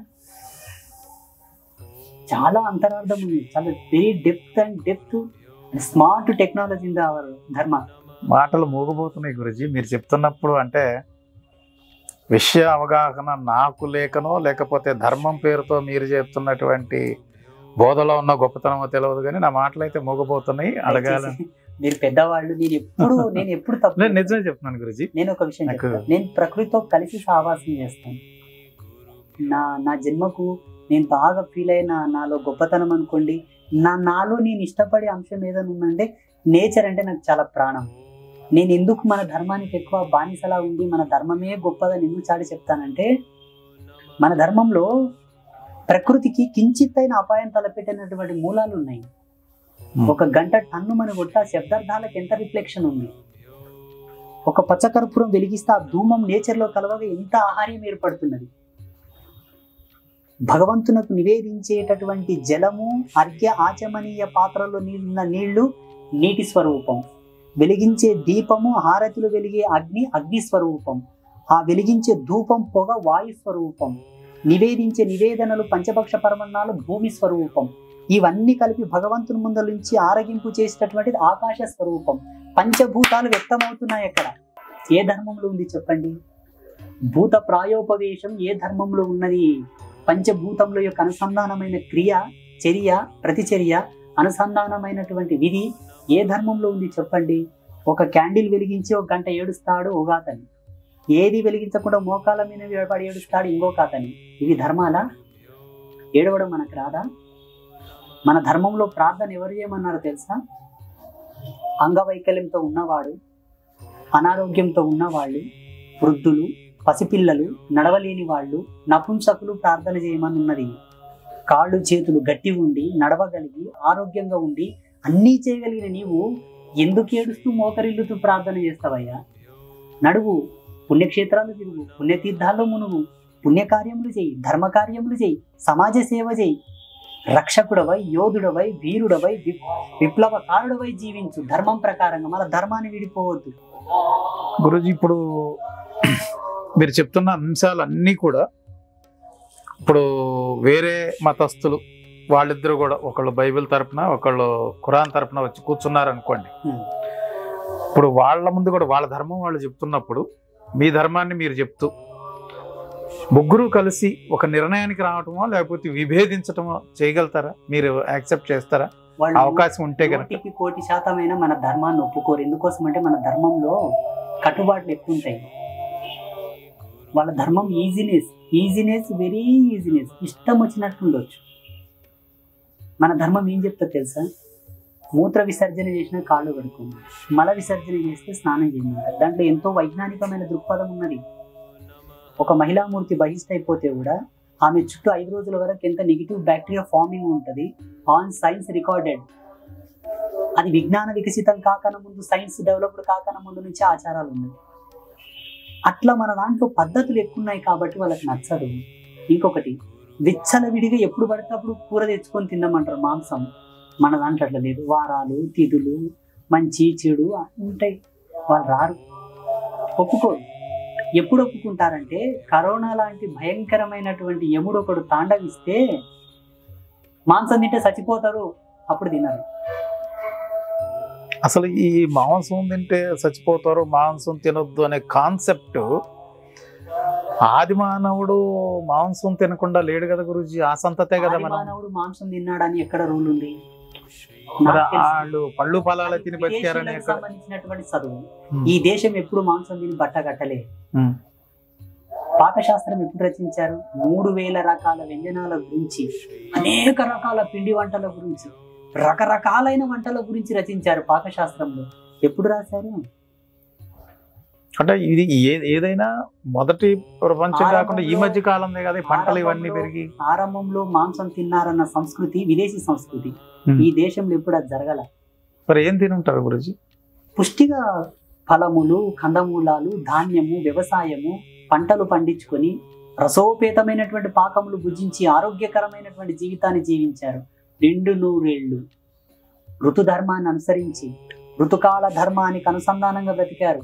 ఏ కాలంలో స్త్రీ యవ్వన వస్తురాలై రజస్వాల కావాలో ఆ టైంలో అయ్యింది. ఏ సమయంలో సంతానవతి కావాలో ఆ సమయంలో అయ్యింది. ఆరోగ్యకరమైన సంతానం, ఆయుర్వర్ధకమైన సంతానం మహిళ ఇచ్చింది. అట్టి వీర్య ధర్మాన్ని పురుషుడు ఇవ్వగలిగాడు. మరి ఇట్లా పండ్లు ఫలాలు అన్ని ఆరోగ్యవంతంగా తింటూ వస్తున్నటువంటి మన జీవన విధానంలో ఈ జంతువుల్ని బలిచ్చి ఆ మాంసాన్ని మనం తినాలని ఈ ప్రవృత్తి ఎప్పటి నుంచి మొదలైంది? ఎవరితో మొదలైంది? విదేశీయులు మన దేశం మీదకి వచ్చిన తర్వాత చెడ్డాల వాళ్ళు చాలా నేర్చుకున్నారు. ఈ దేశంలో స్వలింగ సంపర్కం అనేది ఉండేది కాదు. ఈ దేశం ధర్మభూమి, వేదభూమి. స్వలింగ సంపర్కాన్ని మించినటువంటి భయంకరమైన జబ్బు ఒకటి లేదు. స్వలింగ సంపర్కం వలన జరిగేటటువంటి అనర్థాలు వేరే ఏ దాంతో జరగవు. ఎప్పుడు ఈ దేశానికి అది అలవాటైందో మీరు ఒకసారి స్టడీ చేయండి. అంటే కేవలం విదేశీయులతోనే మన చాలా చాలా 100 కోటి మార్పులు జరిగినాయి ఈ దేశంలో. 100 కోటి మార్పులు జరిగినాయి. అంటే ఇప్పుడు ఈ దేశంలో నదులకు పేర్లు ఉన్నాయి, పర్వతాలకు పేర్లు ఉన్నాయి, బండలకు పేర్లు ఉన్నాయి, గుండ్లకు పేర్లు ఉన్నాయి. ఇది అజ్ఞానం, మూఢనమ్మకం అనుకోకండి. అజ్ఞానం, మూఢనమ్మకం మాత్రం అనుకోకండి. ఒక సిస్టమ్కి పేరుంది. ఇప్పుడు కంప్యూటర్, టీవీ, ఫ్యాన్, రిమోట్. అవేంటి? నువ్వు కనిపెట్టిన పరికరాలకే నువ్వు పేరు పెట్టుకునేటప్పుడు ప్రకృతి ఇచ్చిన సహజ వనరులకు పేర్లు పెడితే తప్పేంటి? విలువ ఉండాలి కదా. ఒక ప్రకృతి ఇచ్చిన విలువ నుంచి నువ్వు ఎంత లబ్ధి పొందుతున్నావు? చెట్టు నుండి నువ్వు లబ్ధి పొందట్లేదా? నదుల నుంచి లబ్ధి పొందట్లేదా? రాళ్ల నుంచి నువ్వు లబ్ధి పొందట్లేదా? పర్వతాల నుంచి లబ్ధి పొందట్లేదా? దాంట్లను గుర్తించి విలువనిస్తే ఎందుకు నువ్వు మూఢత్వంలోకి నెట్టేస్తావు మమ్మల్ని ఎందుకు అజ్ఞానం అంటావు నువ్వు? మేము అజ్ఞానులమా? నువ్వు కనిపెట్టిన దాన్ని ఎంత భద్రంగా నువ్వు గౌరవిస్తావు, ఎంత భద్రంగా వాటికి నువ్వు కాపీరైట్స్ తీసుకుంటావు, కాపీరైట్స్ తీసుకొని ఓన్ చేసుకుంటావు, దాని మీద రైట్స్ చేస్తావు నువ్వు. అది మా మాన్యత, మా విలువలవి. అది మా సంస్కృతి, మా ధర్మం, మా ప్రాణం. ఇంకొకటి గురుజీ, మీ వీడియోలో నేను విన్నదాన్ని బట్టి ధర్మశాస్త్రాల ప్రకారం మనం మహిళకి ఎక్కువ ప్రాధాన్యత ఇచ్చామని, మహిళా పేర్లే ఎక్కువ అన్నిటికీ, నేచర్లో ఎక్కువ అన్ని మహిళా పేర్లే వినపడతాయని, కాబట్టి మనం మహిళలకు ఎక్కువ ప్రాధాన్యత ఇచ్చాం, మహిళని మనం గౌరవిస్తామని చెప్పుకొచ్చారు. ధర్మశాస్త్రాల ప్రకారం మహిళ అనగదొక్కబడిందేమో అని అనిపిస్తుందా ఎప్పుడన్నా? కొన్ని ఇన్సిడెంట్ల ప్రకారం ఇది మధ్యకాలంలోనే జరిగింది, ఆదిలో లేదు. ఏ దేవతకు ఆదిశక్తిగా పట్టాభిషేకం చేసి సమస్త దేవతలకి ఆది మూలమైనటువంటి జగదంబగా ప్రాణప్రతిష్ఠ చేసి అగ్రతాంబూలనిచ్చి ఆదిశక్తి అని నామాంకితం చేసినటువంటి ధర్మం ఇప్పటికీ సర్వదేవతలకు సమసమానమైనటువంటి పూజా విధి కల్పించిన ఏకైక ధర్మం హిందూ ధర్మమే. సరస్వతి ఎవరు? గాయత్రి ఎవరు?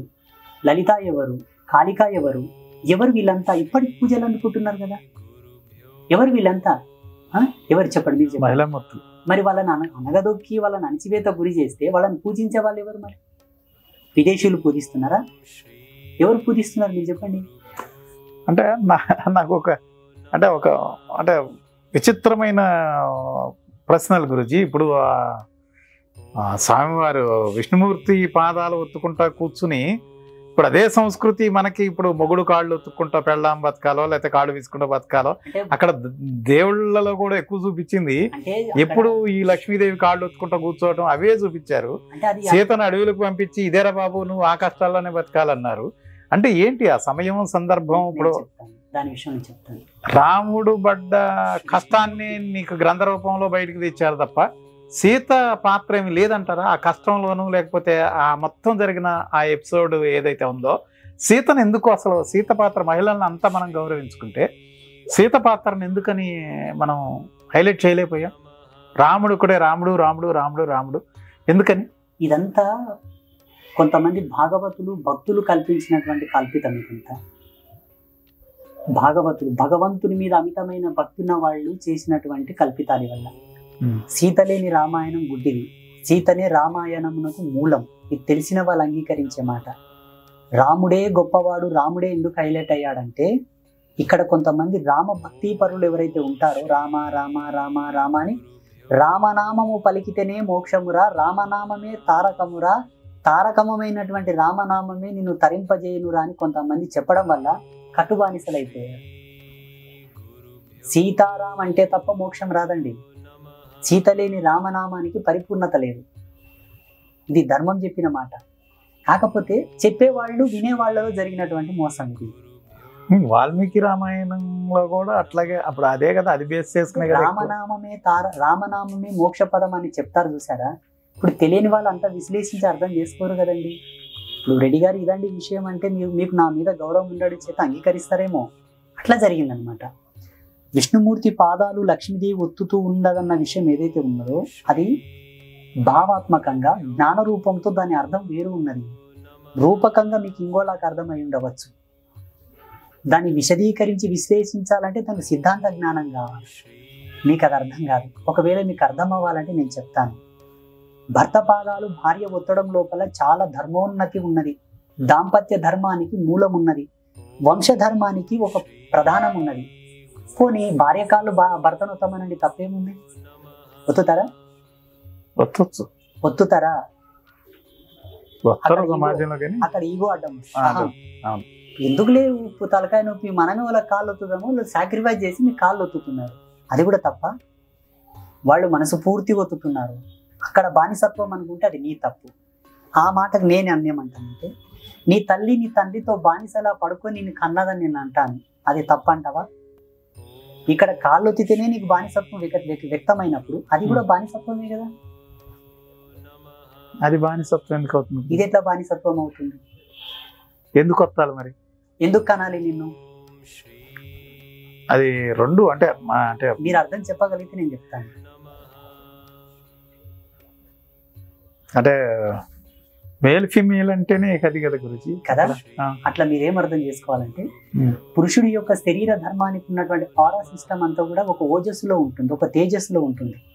మహిళామూర్తి పరవశించి ఆయన సేవించిన ధర్మంలో ఆయన కాళ్ళు చేతులు ఒళ్ళో ముట్టుకుంటే ఈమెకున్నటువంటి ఉష్ణతాపం ఏదైతే ఉన్నదో కొంతవరకు ఒక స్థితికి వచ్చేస్తుంది. అప్పుడు మహిళామూర్తికి నెగిటివ్ థింగ్స్ రావు. అక్కడ ఆమె శాంతమూర్తి సౌమ్యమూర్తి భర్తకు తనకు తానుగా అర్పణము చేసుకునే భావనంలో ఉండి పరచింతనలో తాను ఉండదు.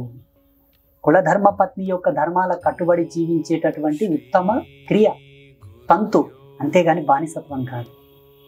మీరు బానిసత్వం అనుకుంటే అది మీ విఘ్నత. మేము శోధించిన ధర్మ మూలాలు ఇవి. రెండవది, ఒక మహిళను గౌరవించి మహిళనే ఈ జగతికి మూలం, స్త్రీ ఈ జగత్తుకు మూలాధారమైనటువంటి సర్వ స్వతంత్ర తంత్రమైన ఆదిశక్తి అని చెప్పి ఇప్పటికీ స్త్రీయే సకల దేవతలకు మూలమని చెప్పినటువంటి ఏకైక ధర్మం మన హిందూ ధర్మం. చూడండి, అన్ని జంతువులలోకెల్లా రాజు సింహం. ఆ సింహం మీద కూర్చున్నటువంటి దేవత కూడా రాజు అని చెప్పడానికి మనకు ఒక దర్శనం వ్యక్తమవుతుంది. ఈమె అన్ని దేవతల కన్నా రాజు అని చెప్పడానికి అక్కడ సింహం మీద ఆమె ఆసీనురాలై ఉన్నది. జంతువులకు మానవులకు యక్షులకు గంధర్వులకు అందరికీ కూడా అధిపతి అయినటువంటి వాడు శివుడు. శివుని మీద కూడా ఒక దేవత ఉంది. ఎవరు? గంగమ్మ, కాళీమాత. శివుని కన్నా ఉన్నతురాలు, శివునే శాసించి సకల దేవతలను శాసించే శక్తి. అందుకే ఆయన కింద పెట్టి ఆమె నిలబెట్టాడు ఋషి. నిలబడితే కాలి కుసింటే లలిత. నిలబడితే కాలి కుసింటే లలిత. లలితాదేవి యొక్క చిత్రపటం చూడండి, కూర్చొని ఉంటుంది. శాంతమూర్తి, సౌమ్యమూర్తి, ప్రసన్న భరితమైనటువంటి తల్లి శాంతంగా కూర్చొని ఉంటేనేమో శివుడు కింద ఉంటాడు, ఆయన మీద కూర్చొని ఉంటుంది. ఆమె లలిత. ఉగ్రరూపం దాల్చి సృష్టి కార్యం చేయడానికి వెళ్ళేటప్పుడు నిలబడితే కాలి, అప్పుడు కింద శివుడు ఉంటాడు. అంటే మాటలతోనేమో ఆది పరాశక్తి అమ్మవారు ఆడవాళ్ళని గౌరవిస్తామని చెప్తున్నాం గురుజీ. అక్కడ ద్రౌపదిని అంతమంది ఉండి కూడా అక్కడ గాలికి వదిలేసినట్టు నాకు అనిపించింది. ఇది వ్యవహార లోపం, ఇది అక్కడ జరిగినటువంటి క్రీడా లోపం, అక్కడ వ్యవహరించినటువంటి శైలి లోపం. అది ఆల్రెడీ ఆ ధర్మంలో, ఆ కాలంలో, ఆ యుగంలో, ఆ సమయంలో నిరూపణ అయింది. వాళ్ళు అరణ్యవాసం చేసేటప్పుడు కృష్ణ పరమాత్మ అందరినీ తిడతాడు, అందరికీ జ్ఞానబోధ చేస్తాడు. అది జరిగిన తప్పితం. ధర్మానికి దానికి సంబంధం లేదు. నేనున్నాను, ధర్మానికే కట్టుబానిసనే ఉన్నవాణ్ణి. నేను అధర్మపరమైనటువంటి క్రియలు చేశానంటే నా లోపం. ధర్మంది తప్పు కాదది, నా వ్యక్తిగతమైన లోపం. నా పాపమో శాపమో, నా నోటి రుషో, నా పేయి రుషో, నేను చేసిన తప్పు ఉంటుంది తప్పిస్తే ధర్మాంది తప్పు కాదు. అంటే అప్పుడు ఎవరు తప్పుదు అంటారు? వ్యక్తి దోషం. వ్యక్తి అంటే ఎవరు ఆచరించారు వాళ్ళ ధర్మం, అది వాళ్ళ తప్పు. పాండవులు జూదం ఆడడం తప్పు, జూదం ఆడొద్దని వారించారు, వినలేదు. జూదంలో ఒక తన భార్యను వడ్డడం, పెట్టడం, ఓడడం వీళ్ళ తప్పు. ధర్మం ఎప్పుడు ఆ మాట చెప్పలేదు. జూదంను వ్యతిరేకిస్తుంది ధర్మం. సప్త వ్యసనాలలో ఒకటి, వ్యసనాల నుండి విముక్తులు కావాలని చెప్పేది ధర్మం. చూడండి, వ్యక్తి లోపాన్ని ధర్మం మీద రుద్దకూడదు. భారత రాజ్యాంగం ప్రకారంగా ప్రభుత్వ ఉద్యోగులు లంచం తీసుకోకూడదు. ఇప్పుడు ప్రభుత్వ ఉద్యోగులు ఎవరు లంచం తీసుకోకుండా ఉద్యోగం చేస్తున్నారు చెప్పండి? వ్యక్తి లోపం వల్ల మగవాళ్ళు బాధపడకుండా ఆడవాళ్ళు, ఇక్కడేమో సీత అగ్ని ప్రవేశం, అక్కడ ద్రౌపది, ఇట్లా మనం ఏది చూసుకున్నా కూడా అంటే అక్కడ ఆ బాధితురాళ్ళు మాత్రం వాళ్ళే అవుతున్నారు కదా గురుజీ. అయితే ఇక్కడ వ్యక్తి లోపం అంటే మిగతా వీళ్ళకి కూడా రావాలి కదా. అంటే ఇప్పుడు అక్కడ ధర్మరాజుని, అర్జునుని, భీముని, నకుల అందరినీ ఓడిపోతాడు. మిగిలింది ఎవరు చెప్పండి? మీరు చెప్పండి. మా ద్రౌపది. భర్తకి ఎంత ధర్మమో భార్యకి అంతే ధర్మం ఉంటుంది. ఆమెను కూడా ఓడాడు, తప్పేముందాడా? ఇంకొకటి, సీతను అగ్ని ప్రవేశం చేయమనడం లోపల రాముని స్వార్థం లేదు, లోకనింద. చూడు సీత, నువ్వు మహాపతివ్రతవు, అగ్ని కన్నా 1,000,000 రెట్లు పునీతవు, నేను అంగీకరిస్తా. సాటి జనులు అంగీకరించరే. లక్ష్మణుడే అనుకోవచ్చేమో, సుగ్రీవుడే అనుకోవచ్చేమో, కపివీరులే అనుకోవచ్చేమో, అయోధ్యవాసులే అనుకోవచ్చేమో, మీ అత్త కౌశల్య అనుకోవచ్చేమో, నన్ను దూషించి అడుగుల పాలు చేసిన కైకేయి అనుకోవచ్చేమో, భరత శత్రుఘ్నులు అనుకోవచ్చేమో, వాళ్ళ భార్యలు అనుకోవచ్చేమో. నీవు నా భార్యవనే సత్య నిరూపణ కావాలి. నన్ను ఎంత గౌరవిస్తున్నారు, అంతకన్నా 1,000,000 రెట్లు నీకు దాసులు కావాలంటే మంచి పరీక్ష జరగాలని ప్రేమగా ఏర్పాటు చేసిందే, అది వితండవాదం కాదు. అంటే ఆయనలోని ఒక మంచి అభిప్రాయము అనుకూలమైన ఉన్నా అది లోకం దృష్టి అటు చేయాల్సి వచ్చింది. రాముడు 16 దివ్య గుణములతో ఉన్నటువంటి ఒక మహాపురుషోత్తముడు. చలిచీమకైన అపాయం తలపెట్టని వాడు భార్యకి ఎట్లా అపాయం తలపెడతాడు? కాకపోతే ఒకటి మీరేం గమనించాలంటే, సత్య నిరూపణలో కరుణకు స్థానం ఇవ్వకూడదు, ధర్మ నిరూపణలో పక్షపాత బుద్ధి ఉండకూడదు. వాడి రాజు, అందుకే రాముడు దేవుడయ్యాడు. గురుజీ, ఇప్పుడు అస్తవ్యస్తంగా ఉన్నటువంటి జీవితాలకి మీరేం సూచన చేయదలుచుకున్నారు? సనాతన ధర్మాన్ని పాటిస్తే అందరు బాగా అవుతారు. ఒకటే సూత్రం అందరికీ అంటారా? సదాశివ సాక్షిగా, సకల వేదముల సాక్షి, ఇది సత్యం. అంటే కుటుంబాలు ప్రశాంతంగా ఉండాలి, అందరూ కలిసిమెలిసి ఉండాలంటే అంటే ఆ కుటుంబంలో ఒకరు పాటించాలా, కుటుంబంలో అందరూ పాటించాలి? కుటుంబ వ్యవస్థ గురించి అమృతం కన్నా 1,000,000 రెట్లు గొప్పగా చెప్పిన ఏకైక ధర్మం హిందూ ధర్మం. కుటుంబ వ్యవస్థ గురించి ఈ ధర్మంలో ఉన్నంత గొప్పగా ఏ ధర్మం లేదు. ఒక ఉదాహరణ చెప్తాను. రిలేషన్షిప్ ను పాటిస్తున్న ఏకైక దేశం భారతదేశం. రిలేషన్షిప్ ని బేస్ చేసుకొని కుటుంబ ధర్మాన్ని పాటిస్తున్న ఏకైక ధర్మం మన ధర్మం. అందుకే రక్షాబంధనం ఉన్నది. ఇది నా చెల్లి, దీని శరీరంలో ఉన్న డిఎన్ఏ, నా శరీరంలో డిఎన్ఏ ఒకే కాలం ఆఫ్ థియరీలో ఉంటాయి కాబట్టి ఈమెతో నేను సహవాసం చేయకూడదు. అందుకే ఒక రాఖీ కట్టి ఆమెలో విలువలు గుర్తిద్దాం. కట్టిన కట్టుకని ఒక భయం ఉంటదని చెప్పేసి ఇప్పటికీ రక్షాబంధనం ఉన్నది. ఏ ధర్మంలో ఉంది చెప్పండి? మొన్న పాకిస్తాన్ లో ఒక చెల్లెల్ని పెళ్లి చేసుకున్నాడు ఒక అభాగ్యుడు. మొన్న ఇండోనేషియాలో ఒక అక్కని పెళ్లి చేసుకున్నాడు ఒక అభాగ్యుడు. ఇప్పటికీ పాశ్చాత్య దేశాల్లో తల్లికి చెల్లి కూడా తేడా లోపల ఉన్నారు. మీరు విదేశాలకు వెళ్ళిన వాళ్ళు ఎవరని చెప్తారు, నేను చెప్పడం గొప్ప విషయం కాదు. అంటే రాఖీ గట్టి చెల్లెలు ఈ బంధం ఏర్పరిచింది హిందూ మతంలో అని మీరు చెప్తా ఉన్నారు. ఎట్లా దీన్ని అంటే ఒక బంధం అనేది ఒక రాఖీతోనో ఇంకో దాంతోనో ఏర్పడుతుందా గురుజీ? అంటే ఒక కట్టుబాటు దీంతోనే ఏర్పడుతుంది అంటారా? అది మనిషి యొక్క విజ్ఞానాన్ని, వ్యక్తిత్వాన్ని తెలియపరిచే ఒక సూచన.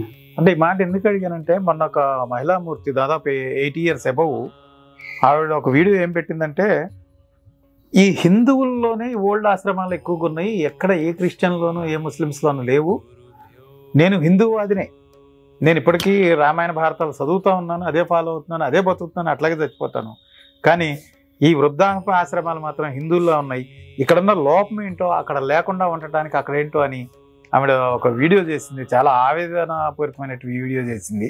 అంటే నాకు నిజంగా తెలియదు వాళ్ళలో ఉన్నాయో లేవో, ఇక్కడ కొంతమేరకు ఉన్నాయని నా నోటీస్లో ఉంది. దీనికి మీరు ఏకీభవిస్తారా, లేకపోతే దీన్ని కొంత ఏమన్నా సవరణ చేసే అవకాశం ఉందంటారు? సవరణనే కాదు, వివరణ ఇస్తాను. సవరణ కాదు, వివరణ. పూర్వం ఋషుల యొక్క ఆశ్రమాలకు శేష జీవితం గడపడానికి వెళ్ళేవాళ్ళు. ఎట్లా? బాల్యము, బ్రహ్మచర్యము, గృహస్థము, వానప్రస్థము, సన్యాసము, ఈ ఆశ్రమ ధర్మాల కట్టుబడి జీవించేవాళ్ళు. అది ధర్మం 4 పాదాల మీద ఉండి ధర్మమే ప్రాణమని బ్రతికేటటువంటి సస్యశ్యామలమైన జీవన విధానంలో పాటించే విధులు. ఎప్పుడైతే నేను చెప్పినటువంటి విదేశీ దురాక్రమణాలు ఇక్కడ జరిగాయి చూసారా, ఆశ్రమ వాటికలు పోయి వృద్ధాశ్రమాలు స్టార్ట్ అయ్యాయి. కారణాలు అనాథాశ్రమాలు, వృద్ధాశ్రమాలు, ఇంకా రకరకాలు ఆశ్రమాలు ఉండే. ఆశ్రమాలు పోయి ఈ పేర్లతో ఆశ్రమాలు వచ్చినాయి. ఇప్పుడు కారణం ఏంటంటే అంత పాశ్చాత్య సంస్కృతికి అలవాటు పడిపోయినారు. మరి మిగతా దాంట్లో తల్లిదండ్రులను ఒక తక్కెట్లో కట్టుకొని భుజం మీద ఎత్తుకొని సమస్త పుణ్యక్షేత్రాల్లో తిరిగినటువంటి శ్రవణ కుమారుడు పుట్టిన ధర్మం మనది. ఏ ధర్మం గురించి మాట్లాడుతున్నాం అంటే ఇది కథలకే పరిమితం అవుతుంది కదా, నిత్య జీవన విధానంలో కూడా ఇది ఎప్పుడు జరిగింది మీరు స్టడీ చేయాలా, చరిత్రను పరిశోధిస్తే ఎప్పుడు ఈ దేశం మీద దండయాత్రలు జరిగినాయి. అందమైన వనం లోపలికి ఒక కిరాతకుడు ప్రవేశించనంత వరకు వనమంతా సస్యశ్యామలంగా ఉండే. ఒక కిరాతకుడు ప్రవేశించి వేట మొదలు పెట్టేసరికి గందరగోళం నెలకొన్నది. మొత్తం పక్షులు ఎగిరిపోవడం, జంతువులు ఉరకడం, ఇవి అక్కడ అవి ఇక్కడ అవి ఇక్కడ చల్లా చెదరైపోయింది. అంటే బలమైన హిందూవాది ఆదిత్య పరాశ్రీ గారు అని నేనంటే మీరు ఒప్పుకుంటారా? బలమైన హిందూవాది అంటే కరుడు కట్టిన హిందూవాది అని గురూజీ ఎందుకు మీకు అంత ఇది? నేను ఈ ధర్మానికి కొమ్ముగొస్తున్నాను అనుకోకండి. నేను నేచర్ గురించి మాట్లాడుతున్నాను. నేచర్ మన ధర్మం చాలా అసలు వెలగట్టలేదు. ఎక్కడ నేను దీన్ని ఇంత గొప్పగా నేను వ్యక్తపరుస్తున్నానంటే, ఒక గోవు మీద ఈ ధర్మం చాలా గొప్ప ఆంక్షలు పెట్టింది. ఎందుకు గోవును విశ్వమాత అంటున్నారు? ఏం ప్రత్యేకత ఉన్నది? 4 వేదాల్లో ఉన్న మూలం ఏంటి? నీతేంటో తెలుసా? శక్తి, ఎనర్జీ. ఎవరా ఎనర్జీ అన్నప్పుడు ఆదిశక్తి అమ్మవారు 32 చేతులతో, పాడ నేత్రముతో, 32 చేతుల్లో రకరకాల ఆయుధాలు, ఒక్కొక్క విపానికి ఒక్కొక్క దిక్సూచిక ఉన్నది. ఒక్కొక్క ఆయుధానికి అమ్మవారు కూర్చున్న సింహం కింద ఉన్నటువంటి పద్మం, ఆ పద్మంలో ఉన్నటువంటి గెలాక్సీ సింబల్, యూనివర్సల్ మ్యాప్, శ్రీచక్రంలో ఉన్నటువంటి మ్యాటర్లో కోర్ ఎనర్జీ. అబ్బా, ఇవల్ల చూసిన తర్వాత ఎట్లా మనము దీన్ని ఇది చేస్తాం చెప్పండి? అద్భుతం అండి. దీన్ని చెప్పడానికి కూడా నేను ఇంకా తక్కువ చెప్తున్నా. రియలీ 1%లో 1,00,00,000% తక్కువ చేస్తే అంతనో గంతే చెప్పిన, ఇంకా చాలా చెప్పాలి. గురుజీ మీకు గోశాల కూడా ఉన్నట్టుంది. చివరిగా గురుజీ, ఎందుకంటే మీకు చాలా కార్యక్రమాలు ఉన్నాయి, ఎందుకో మా ఎందు ప్రేమ దయ కలిగి దేవుడు నాకు సంతృప్తి పరిచే ప్రశ్నలు అడగలేదు గురుజీ. నేనేమనుకున్నానంటే, రెడ్డి గారు ఒక లిస్ట్ చేసుకొని ఉంటారు గురుజీ, ఆ లిస్ట్ ప్రకారంగా అడుగుతారేమో అన్నట్టుగా. నిజంగా మధ్యలో నేను అన్నాను ఒకసారి, నేను మిమ్మల్ని చూసినాను, నన్ను నేను మర్చిపోయానని చెప్పి వారికి ధ్యానం చేసుకొని వచ్చాను. ఇప్పుడు ఉన్నాయి గురుజీ, ఇప్పుడు ఇక్కడే స్టార్ట్ అవుతుంది. అవునా? నిజానికి మీ బాల్యం తర్వాత ఆ దశ తర్వాత అమ్మవారికి మీరు అంకితం అయిపోయినట్టుగా మాకు చూసేవాళ్ళకి అనిపిస్తుంది. అమ్మవారే మీరే అమ్మవారు అన్నట్టుగా ఉంటాయి. అంటే కొన్ని సార్లు కనీసం మీ ఇల్లు కట్టాలంటే, లేకపోతే ఎవరైనా ఇల్లు కట్టాలంటే, అమ్మవారి ఒక ప్రతిమని చేయాలంటే, అసలు ఆ ప్రతిమని చేయాలంటే దానికి ఉన్నటువంటి నియమ నిబంధనలు ఏంటి, ఎట్లా చేయాలి, ఎందుకు చేయాలన్న దగ్గర మీ దగ్గర ఒక శాస్త్రం ఉంది. ఇది మీ శాస్త్రమా, ధర్మశాస్త్రమా, లేకపోతే ఇన్ని రకాల మట్టి కూడా, కనీసం ఆ తయారు చేసే మట్టి కూడా ఎక్కడెక్కడ తేవాలనేది మీ దగ్గర వివరణ ఉంది. ఇది ధర్మశాస్త్రాలదా, లేకపోతే మీరు నియమించుకున్నదా? మీరు అసలు బాల్యం నుంచి ఇటు ఈ ప్రయాణం సాగించే క్రమంలో ఇటు అమ్మవారితోని ఇట్లా ఈ మమేకమైపోవటం, ఆమెలో లీనమైపోవటం.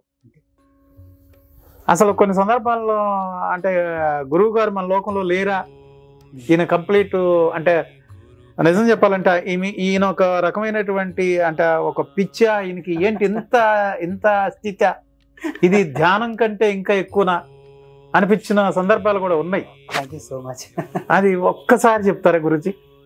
ఇది మీరు మొదట అడిగారు చూసారా, అస్పృశ్యత, అంటరానితనం, వివక్షాన్ని, అది ఇక్కడ వ్యక్తమవుతుంది.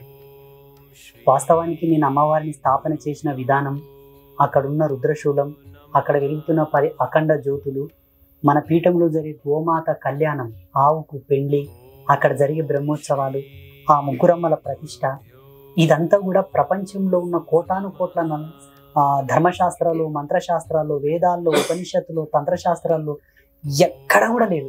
నలంద విశ్వవిద్యాలయం 6 నెలలు తగలబడిపోయింది, అన్ని గ్రంథాలు తగలబడిపోయినాయి, అక్కడ కూడా లేదు. ఇదంతా నా స్వతంత్ర తపస్సే.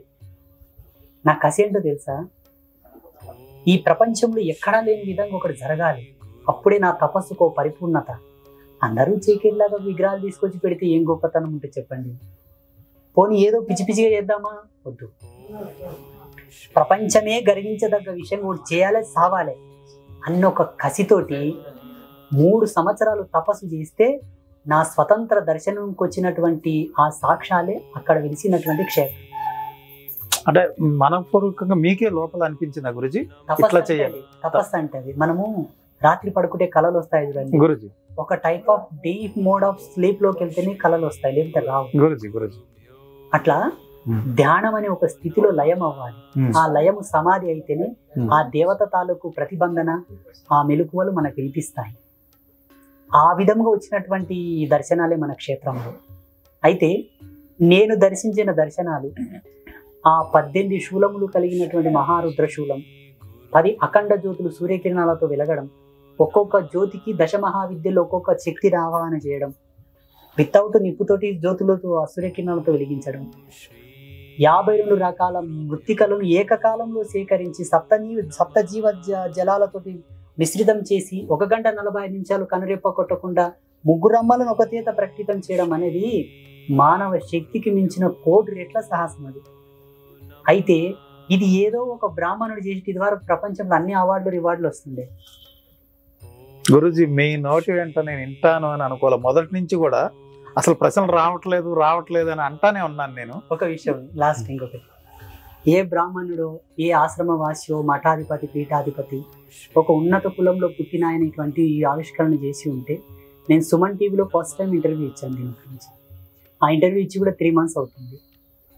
ఒక ఆశ్రమాధిపతి ఒక కళ్యాణం, శివపార్వతుల కళ్యాణం, ఒక విగ్రహాల కళ్యాణం చేస్తేనే కథలుగా ప్రచారాలు అవుతున్నాయి. సజీవంగా నడిచే ధర్మం, ప్రత్యక్ష లైవ్ గాడెస్ గోమాత. అట్టి గోమాతకు లోకానికి కరోనా వచ్చింది, నా వంతుగా ఏం చేయాలని 7 రోజులు తపస్సులో కూర్చుంటే, విశ్వమాత కళ్యాణం చేయి నాయన, విశ్వ కళ్యాణం అవుతుందని ఒక సిగ్నల్ వస్తే అప్పటికప్పుడు ఆమోదంలో పెట్టి చేసాం. ఎట్లా చేయాలా? చైత్రమాసం, వసంత ఋతువు, శుక్లపక్షంలోనే చేయాలా. ఇది విధి, టైం, ఇది నిక్షిప్తమైన ముహూర్తం. కన్యగా ఉన్న ఒక గోమాత, మళ్ళా ప్రసవించిన గోవు కాదు, సమకాలికమైన కోడే. ఇవన్నీ కూడా విధులు.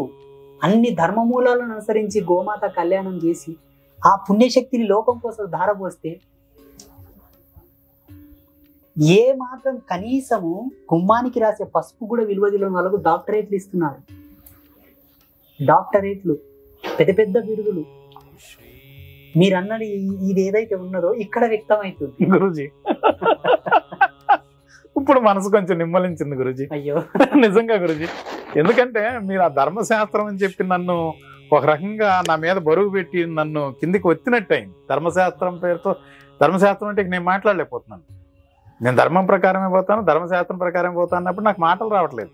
ఇప్పుడు కరెక్ట్గా నా ప్రశ్న ఏదైతే ఉందో మీ జవాబు ఇప్పుడు నాకు కరెక్ట్గా. ఇక్కడ మనం ఏం గమనించాలంటే ఋషి అన్నవాడు ఎవడే గాని చెక్కిన శిలలకు పూజ చేయడు. ఎందుకంటే శిల్పాచార్యుడు చెక్కేటప్పుడు ఆయన గోత్రంలో ఎవరైనా శౌచం కావచ్చు, చనిపోవచ్చు, ఆయన మలమూత్ర విసర్జన చేసి సరిగ్గా కాళ్ళు చేతులు కడుక్కోవచ్చు, కడుక్కోకపోవచ్చు, ఇంకేదైనా వ్యసనాలుంటే రకరకాల తప్పులు కూడా చేయొచ్చు. ఈ పొద్దుంత రేపింత అష్టమి రోజు చెక్కింటాడు, అమాస రోజు చెక్కింటాడు, గ్రహణ సంధిలో చెక్కింటాడు, రకరకాల ముహూర్తాల్లో కూడా చెక్కింటాడు. అన్ని చెక్కినాక కూడా మంత్రాలతో సంప్రోక్షణ చేసి శుద్ధి చేస్తాం అనుకోవచ్చు. అది అందరికి సంబంధించింది. ఋషి ధర్మానికి అది తగదు. ఋషి ఎప్పుడే కానీ తన దర్శనంలో వచ్చిన విధంగానే స్థాపన చేయాలి. అక్కడ నేను కనెక్ట్ అయ్యానమాట. నేను కనెక్ట్ అయ్యాను. ఆ పద్ధతిగా ఇంకా చాలా అంతరార్థాలు ఉన్నాయి.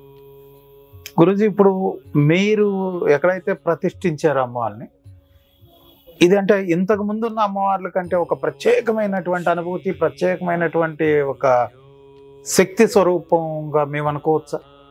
ఎందుకంటే మీరు చెప్తున్న దాన్ని బట్టి మీ తపస్సు ద్వారా మీలో కొన్ని అనుభూతి, ఆలోచనలు కలగటం, దాన్ని మీరు ఇంప్లిమెంట్ చేసే క్రమంలో అసలు అది ఊహించుకుంటేనే ఇబ్బందికర అంశం, సాధ్యం కానిది అనిపించే అంశం.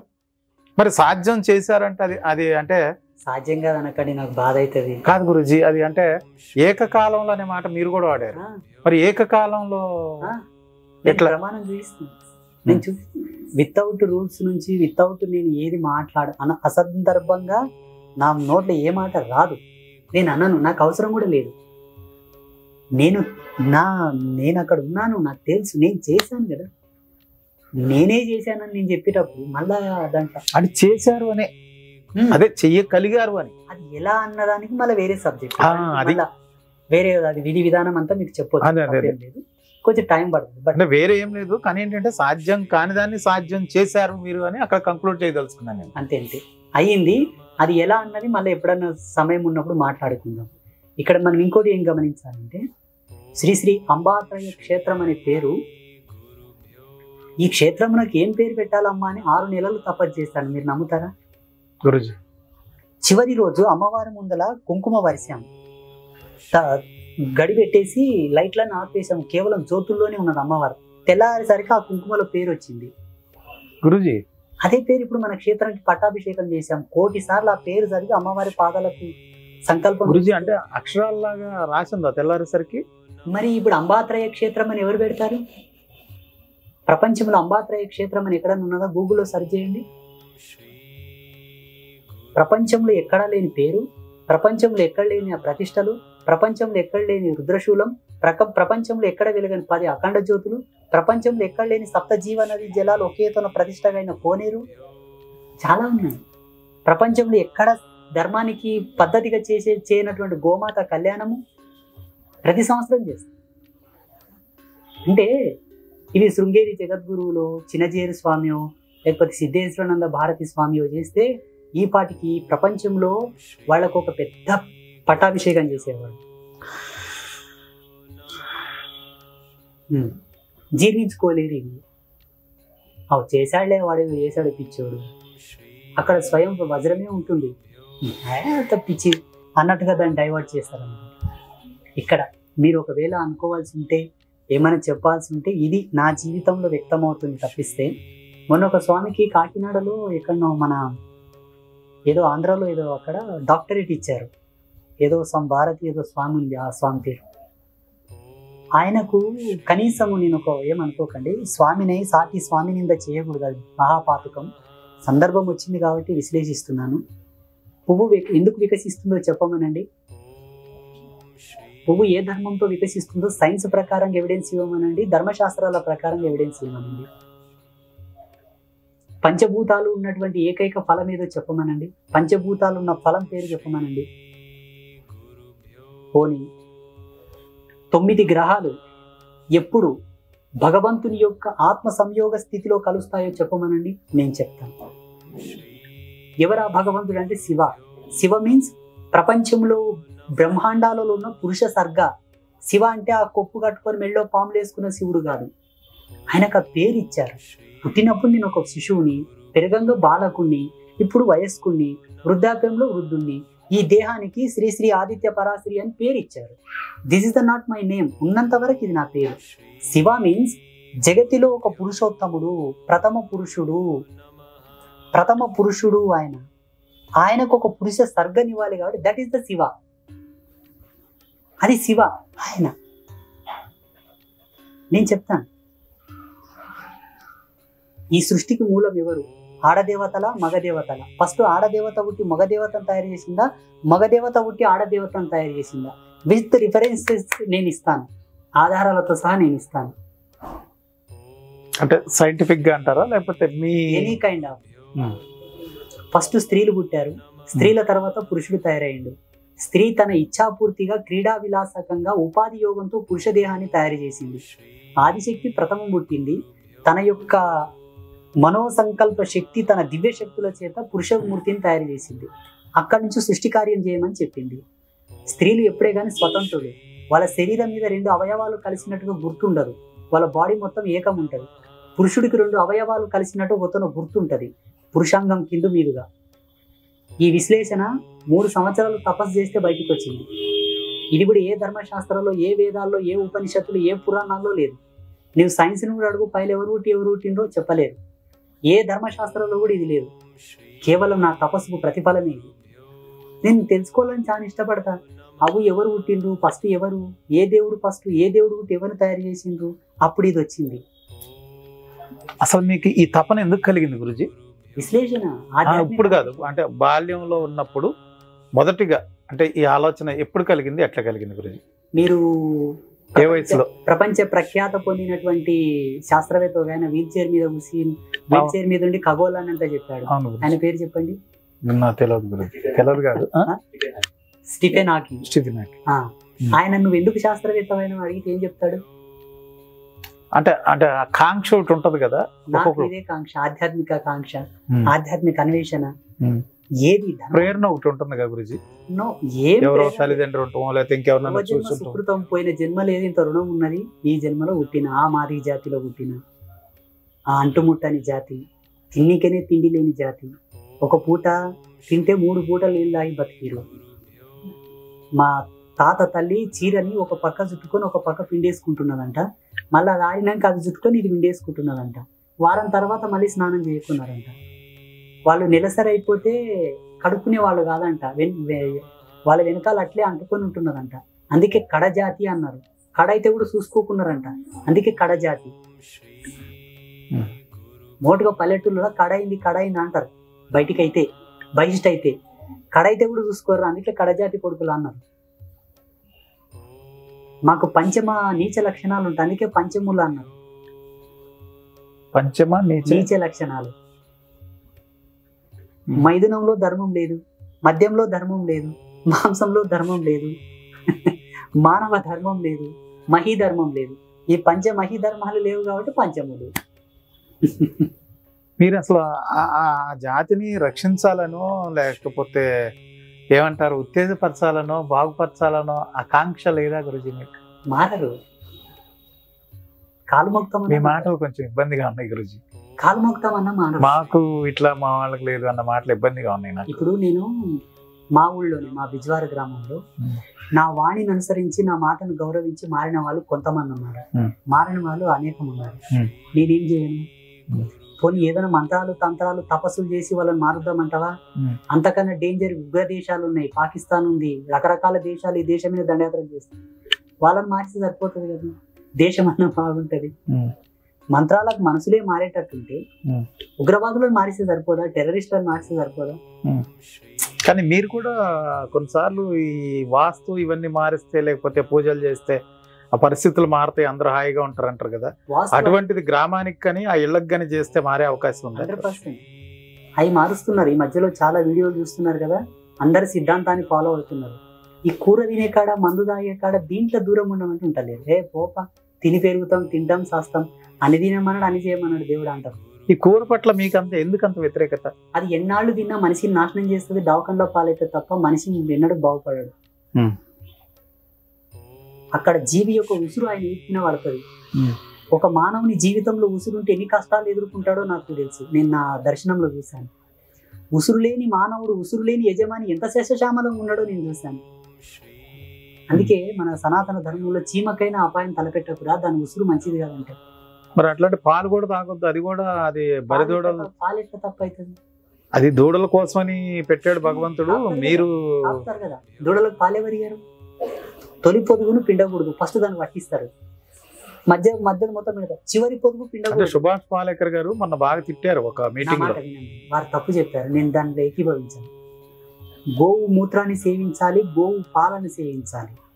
గోమూత్రాన్ని కూడా ఫస్ట్ వచ్చే ధార తీసుకోకూడదు, చివరికి అయిపోయేది తీసుకోకూడదు, మధ్యది ఒక చెంచాడు మాత్రం తీసుకోవాలి. తుల ప్రమాణం తీసుకోవాలి. ఉద్దరణిలో ఎంత వస్తుందో గంతే తీసుకోవాలి, ఎక్కువ తాగకూడదు. ఇది ధర్మంలో చెప్పిన ప్రమాణం. గోవు పాలు కూడా మొదట పితికింది తీసుకోకూడదు, ఫస్ట్ దూడకి ఇవ్వాలి, అది గుద్దుకొని తాగిన తర్వాత పిండాలి, చివరికి అయిపోయే దశలో తాగకూడదు, లాస్ట్ దూడకి ఇడుస్తారు. ఎక్కువ పాలు దూడ తాగితే కూడా గడ్డలు కట్టుకొని చచ్చిపోతుంది, దాన్ని డైజెస్ట్ అవుతలేదు. మన వాళ్ళంతా మూర్ఖులు కారండి. దూడకు తగిన మోతాదులో పాలు తాగితేనే యాక్టివ్గా పెరుగుతుంది, దారుఢ్యంగా పెరుగుతుంది. కలుపులో మాలిన్యాలన్నీ పోవాలి, దానికి డైజెషన్ అనేది చాలా సిస్టమేటిక్గా ఫామ్ కావాలి. మరీ అంత మూర్ఖులు కాదు. అబ్బా అట్లాంటి ఇంతవరకు గో జాతి ఎందుకుంటుండే, గో సంతతి ఎందుకుంటుండే? ఇన్ని ఆవులను చంపంగా కూడా ఇంకా ఉన్నాయి. చూడండి, ఉసిగొలిపి బ్లేమ్ చేయాలి, ఉసిగొలిపి వాళ్ళనంతా అగౌరవపరచాలనుకుంటే లేదు గురించి, ఆయన హిందువు అదే, కాకపోతే ఏంటంటే తప్పు, దాన్ని నేను ఒప్పుకోను. హిందువు అదే, హిందువాది అయినప్పటికీ నేను సమర్థించాను. నేను పళ్ళు పొలాలు తినండి అంటాడు, పాలు తాగొద్దు అంటున్నాడు. హనుమాన్ చాలీసాలో కూడా తప్పు ఉంది అన్నాను నేను, ఒక ఆయన ఒప్పుకోలేదు. హనుమాన్ చాలీస్ ఎవరు రాశారు, ఎప్పుడు రాశారు, ఎట్లా తప్పు ఉంది అన్నారు. హనుమాన్ చాలీసాలో తప్పు ఉంది, మీరు ఒప్పుకుంటారా? తెలియదు గురించి, నాకంటే అయ్యే తెలియదు. ఇకంతా చాలా ఉన్నాయి ఇట్లా. దయచేసి ఎప్పుడే గాని ఒంటి ముక్కు పోకడం పోకూడదు అంటారు పెద్దలు. అంటే ఒంటి జ్ఞానం పనికిరాదు, అంటే ఒకవైపు మాట్లాడొద్దు ఎప్పుడే గాని. విశ్లేషణ చాలా అవసరం. అది ధర్మానికి ప్రతికూలకంగా, సానుకూలంగా, అనుకూలంగా ఉండాలి. ప్రతికూలకంగా, సానుకూలంగా, అనుకూలంగా 3 రకాలు ఉంటే తప్ప అది ధర్మం కాదు. దయచేసి మీరు నేనేమైనా తప్పు చెప్తే ఏమనుకోకండి గురుజీ. అది కాదు కానీ నా మనసులో ఇంకొకటి గురుజీ, అప్పుడు అమ్మవారు, మీరు ప్రతిష్ఠించిన అమ్మవారు అంటే అక్కడ ప్రాణశక్తి కలిగినటువంటి ఒక ప్రదేశానికి ఎవరైనా వస్తే అక్కడ ఆశ్రమం ఇలాంటిది ఏమన్నా ఉంటుందా గురుజీ? అంటే ఒట్టిగా దర్శించుకుని వెళ్ళిపోవటం. ఇన్ని శక్తులతో ఇంత శ్రమ వచ్చి ఇంత తపస్సు చేసి స్థాపించిన ఆ తల్లి మీ కోరికలు తీర్చే బ్యాంకు కాదు. మీ పిచ్చి పిచ్చి కోరికలతో నా తల్లి కాడికి రావద్దండి, నేను దండం పెడతాను. మోక్షం కొరకు వచ్చేట్లాకుంటే రారు. ఇన్ని పుణ్యక్షేత్రాల్లో మీకేం దొరకదు అక్కడ దొరుకుతుంది, దానికోసం రారు. కానీ నీకు అనుభవం లేక చెడిపోయి అప్పులై ఆడికి వస్తా అంటే ఒప్పుకోను. నీవు ధర్మాల్లో ఉన్న నియమాలు పాటించక రోగాల పాలై వస్తా అంటే నేను ఒప్పుకోను. నీవు ధర్మంలో ఉన్నటువంటి మెలకువలు తెలుసుకోక భ్రష్టుడవై వస్తా అంటే నేను ఒప్పుకోను. అవన్నీ అనుభవించాలి, తప్పదు. ఒకవేళ నీ కర్మని భగవంతుడు తీర్చేట్లాకుంటే తీహార్ జైళ్ళని మూసేయండి, ప్రపంచంలో ఉన్న జైళ్ళని మూసేయండి. న్యాయస్థానాలు ఎందుకు, పోలీసులు ఎందుకు, కస్టడీలు ఎందుకు? మిమ్మల్ని దేవుడు పావనం చేసేట్లాకుంటే హాస్పిటల్స్ ఎందుకు? మీరు చెప్తున్న విద్యలో కూడా అది ఉంది కదా, కొన్ని మనం పాటిస్తే సదాచారమే సర్వశ్రేష్టం, ఆచార ధర్మమే పరమోత్కృష్టమైనదని ప్రథమ పంక్తి ఆరంభంలోనే. ఇది తప్పితే నీకేవి పనికిరావని ఉన్నది. ఇప్పుడేమో దక్షిణాచారం, వామాచారం, ఈ ఆచారం, ఆచారం అని లేనిపోని సంతలని తెరిసిండ్రు, లేనిపోని కుంపట్లని పెట్టిండ్రు. ఏవి ఆశకు రావు, అక్కడికి రావు, నమ్మకాలు పోతాయి. ఇదంట్రీ అదంట్రీ యాది కాకప్ప అంటారు, ఆడ లేనే లేకుంటావు. అవి ఉన్నది ఒకటే సదాచారం. సదాచారం ఇడిచి ఈ ఆచారం, కౌళాచారం, వామాచారం అంటే లేనివి చూపిస్తే ఎవరు ఒప్పుకుంటారు? ఆడ ఒప్పుకోబడవు, నీ కోరికలు తీరవు, పరమాతాల వెంట ఉరకబడతాం. ఆడేమన్నా దొరుకుతుందో ఏమో, ఆడబోది ఇంతకన్నా జీరో, పూర శూన్యం. ఇప్పుడు ఏదైనా ఒక దగ్గర దర్శనం చేసుకున్నప్పుడు గురుజీ, ఇప్పుడు తిరుపతి పోతే అట్లా మనం చూడడం ఇట్లా తోసేస్తారు. అట్లాగే మీ దగ్గర నేను అనేది, ఇప్పుడు అమ్మవారిని దర్శించుకున్నాం, మాకు ఒకవేళ ఉండాలనిపిస్తే ఒక నైట్ ఉండొచ్చు అక్కడ? వసతి ఉంది, అది అడిగింది. వసతి ఉంది. అమ్మవారు మాకు కల్పించిన దాంట్లోనే మేము వసతులు ఇస్తాం. మరి అంత లగ్జరీగా, అంత విలాసాలతో ఏదో ఉన్నట్టు ఉండడానికి చిన్న గదులు ఉన్నాయి, 2 బాత్రూమ్స్ ఉన్నాయి. ఏదో మాకు చేతనైనంత ఫుడ్ ఏదో పెడతాం అనుకోండి. అక్కడ జన్మకర్మ సంభవమైనటువంటి మోక్షం దొరుకుతుంది, సంసార ధర్మానికి సంబంధించిన మోక్షం దొరుకుతుంది, ఎత్తిన జన్మకు అర్థం దొరుకుతుంది, జీవన ధర్మానికి మోక్షం వస్తుంది. మీ పిచ్చి పిచ్చి కోరికలు తీరవు. దిస్ ఇస్ అ సర్టిఫికేట్, రాసి పెట్టినటువంటి శాసనం. అక్కడ వెలిసిన తల్లులే అందుకు వెలిసారు. మన కోరికలు అంటే ఇంకా తర్వాత వాళ్ళు అనుగ్రహిస్తే తీరొచ్చేమో, ఇంకా అంతకు మించి నేను ఎక్కువ చెప్పాను. గురుజీ ఫైనల్గా అంటే అంతిమంగా మీ ప్రయాణం ఎక్కడికి తీసుకుపోదలుచుకున్నారు? అంటే ఈ ప్రయాణాన్ని ఇట్లాగే కొనసాగిస్తూ నా ఊపిరి ఉన్నంత వరకు నేను బ్రతికినన్నాళ్ళు జగతికి మూలం ఆదిశక్తి, అమ్మవారే సుప్రీం పవర్, ఆదిశక్తి. అమ్మని మించిన దేవుడు లేడు, అమ్మని మించినటువంటి దేవతలు లేరు. This is the confirm true of the true. రెండవది, ప్రపంచమంతా సనాతన ధర్మం వైపే చూడాలి, రావాలి. ప్రపంచమంతా సనాతన ధర్మం వైపు రావాలి. మూడవది, వేదమే ప్రమాణం అని ప్రతి ఒక్కరు అంగీకరించాలి. ఆన్ గవర్నమెంట్ రికార్డెడ్ ప్రకారంగా లా అంటే ఏదైతే న్యాయస్థానం ప్రకారంగా తీర్మానం కావాల్సినటువంటి లక్ష్యాలు నాకు కొన్ని ఉన్నాయి. భగవద్గీతను జాతీయ గ్రంథంగా ప్రకటించాలి, గోవును జాతీయ ప్రాణిగా ప్రకటించాలి, హిందీని రాష్ట్రీయ భాషగా ప్రకటించాలి, హిందీ జాతీయ భాషగా ప్రకటించాలి. సప్త జీవనదుల యొక్క ప్రక్షాళన జరగాలి, శుద్ధిగా ఉండాలి. మూడవది, సనాతన ధర్మం ఈ దేశం యొక్క మాన్యుమెంటల్ స్పిరిచువల్ ధర్మాన్ని డిక్లరేషన్ చేయాలి. ప్రతి దేశానికి ఒక స్పిరిచువల్ మాన్యుమెంట్ ఉంటుందండి, ఆధ్యాత్మిక హక్కు. ఈ దేశానికి హిందూ ధర్మమే పెద్ద పీఠ, ఆధ్యాత్మిక హక్కుగా ప్రకటిస్తున్నామని డిక్లరేషన్ చేయాలి. ఇది నా లక్ష్యం. చూడండి, గంగా నది, యమునా నది, కావేరి నది, తుంగభద్ర నది, సరస్వతి నది అన్ని మన వాళ్ళ పేర్లే ఉన్నాయి. ఫాతిమా నది, ఈ నది, ఆ నది, బేగం నది, ఆ నది నదని క్రైస్తవుల పేర్లు, ముస్లింస్ పేర్లు లేవే, మరి ఎందుకు? అంటే ఆనాడు అందరూ దీనికి సంబంధించిన హిందూ ధర్మానికి సంబంధించిన వాళ్ళు ఈ దేశం ఎవరిదంటావు మరి? చెప్పండి. అయి ఉండొచ్చు. భారతదేశంలో మొత్తం ఎక్కువ దేవాలయాలు ఉన్నాయి, మసీదులు ఉన్నాయి, చర్చిలు ఉన్నాయి, అన్ని ఉన్నాయి గురు.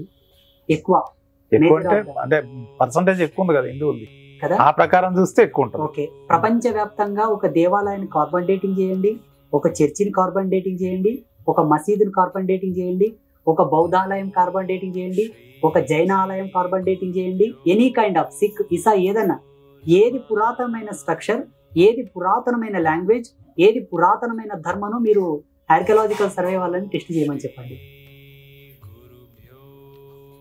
అంటే హిందూ ధర్మం పురాతనమైనది, నిజమైనది, ప్రకృతితో పాటు పుట్టింది అని. అంతే అంతే. మీ విశ్వాసం చూస్తుంటే గురుజీ మాటలు సన్నగిలుతున్నాయి, మాటలు తడబడుతున్నాయి. మీ విశ్వాసం మీ మీద మీకున్న విశ్వాసమే కాదు, మీరు హిందూ ధర్మం మీద మీకు ఉన్నటువంటి విశ్వాసం, అమ్మవారి మీద మీకున్న విశ్వాసం, అంచెలంచెలుగా మీరు పెంచుకున్నటువంటి దీన్ని అసలు మాకు మాటలు లేకుండా చేసింది. శివుడు గొప్ప అంటారు చాలా మంది. ఎలా గొప్ప నా ముందరికి వచ్చి నిరూపించమని, విత్ సైంటిఫిక్ ఎవిడెన్స్ నేను చూపిస్తా అమ్మవారే గొప్పది అని. అంటే మీరు అమ్మవారు కొలుస్తున్నారు కాబట్టి మీకు గొప్ప, శివుడిని కొలిసే వాళ్ళకి ప్రమాణాలు కావాలి. ఒక బెంజు కార్లు వస్తే శ్రీమంతుడు అంటారు, ఎవరు ఎక్కిన వాహనం అన్నిటికన్నా గొప్పదో వాళ్ళే రాజులు. చూడండి గురుజీ, మరి ఇప్పుడు మీరు చెప్పినటువంటి ఇప్పటి వరకు మీరు మాట్లాడిన దానికి మీరు కట్టుబడి ఉంటారా? 100%. అంటే ఎందుకు అడుగుతున్నానంటే, నేను ఒక క్రిస్టియన్ బాగా అంటే మీలాగా తెలిసిన వాళ్ళని, ఒక ముస్లిం బాగా తెలిసిన వాళ్ళని, అంటే దాంట్లో పండితుల్ని, తర్వాత అట్లా సైన్స్లో బాగా సైంటిఫిక్గా అన్నీ తెలిసిన వాళ్ళని, తర్వాత మూడవది ఇప్పుడు ఏంటి గురించి ఇప్పుడు లాస్ట్లో అన్నది శివ తత్వం గురించి, అంటే శివతత్వం, విష్ణుతత్వం ఏదో అట్లా మీరు అమ్మవారే గొప్ప అన్నారు.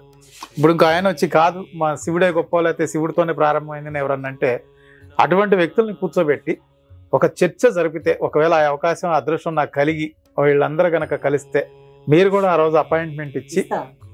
తప్పకుండా ఇస్తా. జగదంబ నా జ్ఞానానికి ఏం చెప్తుందో అదే చెప్తా. వితండవాదం నాకు నచ్చదు. వితండవాదానికి మేము కూడా అవకాశం నచ్చదు.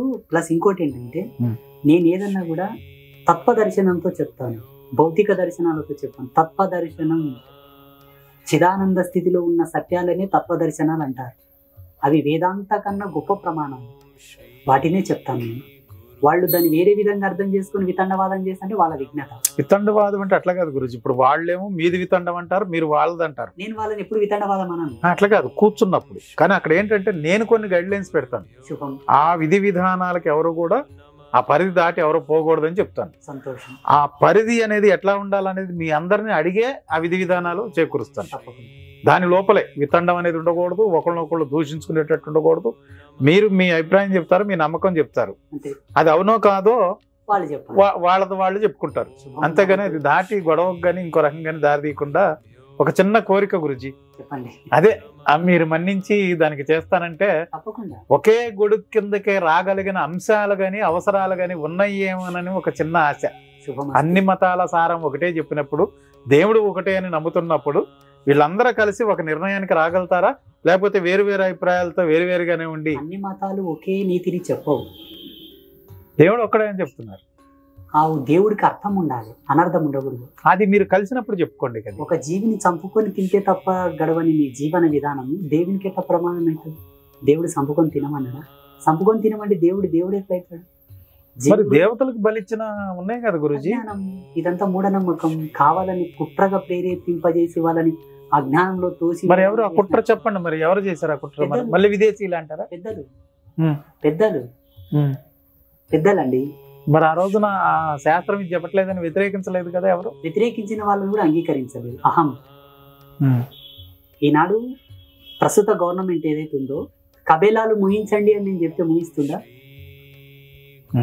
చెప్పండి. వచ్చేమో అవసరం కూడా ఏర్పడతలేము. ఒర్లి అనేకమైన సాధువులు నీల గర్భంలో కలిసిపోయారు. వద్దమ్మా అని చెప్పినందుకు ఒక పుణ్యాత్మురాలు అప్పటి ప్రధానమంత్రి పట్టపగలే షూట్ చేయించింది సాధువు. కానీ గోవాలో కొంచెం తగ్గింది కదా గురుజీ ఈ మధ్యలో. చాలా వరకు ఇప్పుడు మనకి ఇక్కడెక్కడ శంకరపల్లె దగ్గర ఒక విలేజ్ లో ఒక అమ్మ 400 ఆవుల్ని పెంచుతున్నారు. కాకపోతే గోవదైతే ఇంకా తగ్గలే, ఇంకా నిషేధించబడలేదు. డిమాండ్ చేస్తున్నారు, ధర్నాలు చేస్తున్నారు. కానీ ఎప్పుడైతే ప్రభుత్వంలో చట్టం రాదో అప్పుడు వరకు అది ఆగదు. ఇప్పుడు ఏంటంటే ప్రజానికం అంతా కూడా రాజకీయం అనే ఒక ముసుగులో జీవిస్తుంది, రాజకీయం అనే మత్తులో జీవిస్తుంది. రాజకీయం చట్టం తేవడం అంటే అది చట్టం ఒక దుర్మార్గము అని అనుకోవచ్చేమో. ఎవరు ఏం తినాలి, ఎట్లా తినాలి అనేది అది చట్టాలు నిర్దేశించి ఒకళ్ళు చెప్తారా గురుజీ? అది వాళ్ళ విఘ్నతకు అనుకుంటే నిర్దేశించవచ్చు. చట్టం అనేది విఘ్నతకు తల వంచదు. చట్టం ఆమోదయోగ్యమైనది, అది ధర్మానికి అనుగుణంగా ఉంటుంది అనుకుంటేనేమో అది శాసనం అవుతుంది. ఎందుకంటే గోవు వల్ల ఎన్ని విలువలు ఉన్నాయో చట్టం గుర్తించాలి. ఇప్పుడు జాతీయ జంతువుగా పులిని చేశారు, పెద్ద పులిని. పులి అనేది ఒక వన్యప్రాణి, క్రూర జంతువు. ఈ దేశం క్రూరత్వం కాదు కదా, ఈ దేశం క్రూరత్వంలో లేదు కదా. రక్తదాహం ఎరిగిన క్రూరత్వం లాంటిది కాదు ఈ దేశం. అన్నపూర్ణ. అంటే మీరు కేవలం ఒక గోవునే వధించొద్దు అంటారా? ఇప్పుడు మేకల, గొర్రెలు ఇట్లాంటివి కూడా ఓవరాల్ గా జంతు బలే వద్దంటున్నారా? జంతు బలి అనేది నేను అనట్లేదు. అది ధర్మానికి సంబంధించింది, అది సిద్ధాంత ప్రాయోపవేశానికి సంబంధించింది. నీవు జీవుడవు, మానవుడే మాధవుడవు అనుకుంటేనేమి వల్ల వస్తాయి. నేను అన్ని జీవరాశులు నేను ఒక జీవరాశిని, నా పొట్ట నిండా నీకు ఏదైనా సరే చచ్చిపోక అనుకుంటేనేమో నీవే. గోవునెందుకు ఈ దేశం యొక్క ఉన్నతమైన ప్రాణిగా ప్రకటించమంటున్నానంటే, గంగా నది, గాయత్రి మంత్రం, గోవు, గీత, గురువు, ఈ పంచ గకారములకు పెన్నిది ఈ దేశం. ఇక్కడ తీసుకురావాలి. ఇంకొకటి, చాలా మంది సిద్ధాంతులు, పండితులు, పెద్ద వాళ్ళు, చదువుకున్న వాళ్ళు, స్కాలర్స్ ఈ దేశాన్ని భారతదేశం అని ఎందుకోసం పిలిచారు? భరతుడైన చక్రవర్తి పాలించినందుకు దేశానికి భారతదేశం వచ్చిందని చదివించారు పిల్లల చేత. ఇది కుట్ర. దీన్ని నేను అంగీకరించను. ఎలా? ఏ భరతుడు? 3 భరతులు ఉన్నారు. అందులో ఏ భరతు నుంచి పేరు వచ్చింది? పోని వచ్చింది. కానీ సిద్ధాంత జ్ఞానంతో, వేదాంత తర్కంతో నేను చెబుతున్నాను, ఈ దేశం మా భగవతి భారతి పేరు మీద ఈ దేశానికి భారతదేశం అని వచ్చింది. భారతి అంటే సరస్వతి, సకల కళలకు, సకల విజ్ఞాన ధర్మాలకు మూలమైన దేశం ఈ దేశం. కాబట్టి విజ్ఞాన భాండాగారం, విజ్ఞానానికే మూలమైన భారతి పేరు మీద ఈ దేశానికి భారతదేశం అని బిరుదిచ్చారు. పేరు వచ్చింది కానీ మానవుల పేర్ల మీద రాలేదు. జ్ఞానదేశం ఇది, ప్రపంచానికే జ్ఞానం. 6 నెలలు ఒక విశ్వవిద్యాలయం తగలబడినట్టు ఎన్ని బుక్కులు ఉండొచ్చు? మంట ఆరిపోయినాక మళ్ళా పొగలు చల్లారని 3 నెలల టైం పట్టింది. జ్ఞానభూమి, జ్ఞానానికి ప్రతీక, జ్ఞానానికి ప్రతిరూపం భారతి. ఆ భగవతి భారతి పేరు మీద ఈ దేశం భారతదేశం అయింది కానీ మానవుల మీద, రాజుల మీద కాలేదు. ఇప్పుడు ఇదంతా 6 నెలలు తగలబడింది అనేది మీరు ఏదో ఒక పుస్తకంలోనో గ్రంథంలోనో చదువుకున్నదే తప్ప దీన్ని ప్రత్యక్షంగా మనకు ఎవరైనా సరే ఇటువంటి చారిత్రక విశ్లేషకులు చూసే రాస్తారండి. ఏడుస్తూ కన్నీటి చుక్కలను ఇంకుతో కలగలిపి రాసిన శాసనాలు చాలా ఉన్నాయి. ఇక్కడ రాసినయేమో ఇవి ప్రామాణికం అంటున్నారు, ఇంకొకరు మతస్థులు రాస్తేనేమో అవి కావు అని అంటున్నారు. ప్రమాణం ఏముంది చెప్పండి దాంట్లో? ప్రమాణం అంటే ఏం ప్రమాణంగా తీసుకుంటారు మీరు? నేను చెప్పింది ప్రమాణంగా చూపించమనండి.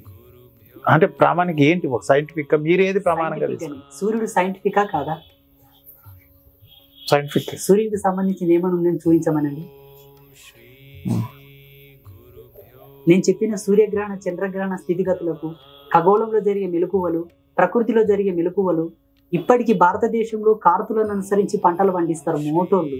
ఆ కార్తులకు సంబంధించిన మెలకువలు ఏమైనా ఉన్నాయని చెప్పమనండి. ఋతుధర్మం, కాలధర్మం, పక్షధర్మం, మాసధర్మం, ఆయన ధర్మం, సంవత్సర ధర్మం, యుగధర్మం, మన్వంతర ధర్మం అన్ని చెప్పమనండి. మా దాంట్లో కుంభమేళైనా పుష్కరాలైనా ప్రతిదానికి ప్రకృతిలో మార్పులు మేము చూపిస్తాం, పంచభూతాల్లో మెలుగువలు చూపిస్తాం. దట్ ఈస్ ద ధర్మ. అంటే చరిత్ర పట్ల కూడా మీకు భేదాభిప్రాయం ఉన్నట్టుంది కొన్ని విషయాలు. ఇప్పుడు హనుమాన్ చాలీస తప్పు అన్నారు, రాసిన వాళ్ళ తప్పు, శబ్దార్థాల దోషం అది. ఇప్పుడు మెడ మేడ ఏకారం పెట్టడం వల్ల శబ్దం మారినా లేదా? ఘట మార్పు జరిగింది. హనుమాన్ చాలీస తప్పు కాదు, కొన్ని అర్థాలు తప్పు పలుకుతున్నారు. ఆ పలకడం వల్ల ఇప్పుడు విన్నవాడు అలాగే రాయబడ్డాడు. దాన్ని సరిదిద్దే ప్రయత్నం ఏమన్నా మీరు చేస్తున్నారు? విభిన్నమైన సంస్కృతులు, విభిన్నమైన మతాలు ఉన్నాయి. నువ్వు శైవం అంటావు, నేను వైష్ణవం అంటా. నువ్వు శాక్తేయం అంటావు, నేను గాణపత్యం అంటా. నీవు ఇదంటావు, నేను అదంటా. ఎట్లా మారుస్తావు చెప్పండి? మన చిన్నజీరు స్వామి గారు రామానుజాచార్యుల వారి స్టాచ్యూ ఆఫ్ ఈక్వాలిటీ విగ్రహం పెట్టాడు. జగద్గురు శంకరాచార్యుల వాళ్ళు ఎందుకు పిలవలేదు? ఎందుకు గురించి ఎందుకు పిలవలేదు? వెళ్ళి అడగండి వాళ్ళని.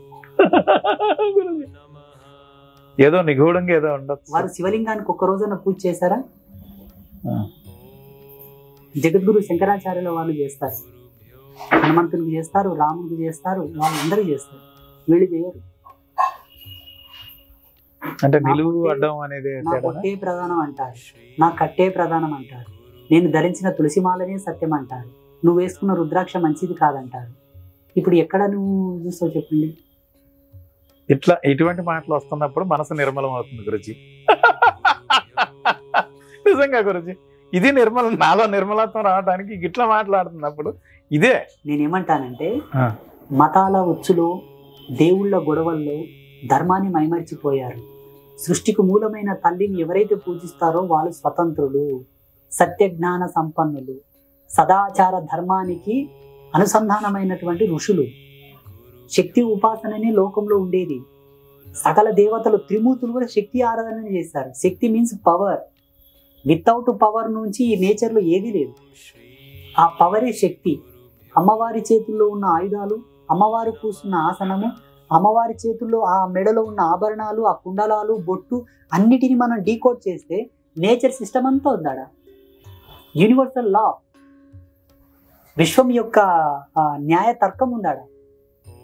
అంటే అర్థం చేసుకోవటంలోనే చాలా తప్పు ఉందంటారు గురూజీ. మనం ఇలాగే మాట్లాడితే తెల్ల కూడా అయిపోయింది. అవును గురూజీ, అవును గురూజీ. మీరు విశ్రమిస్తే నేను కూడా విశ్రమిస్తాను. ఏదో ఒకటి ఏంటని చెప్పండి. నమస్కారం.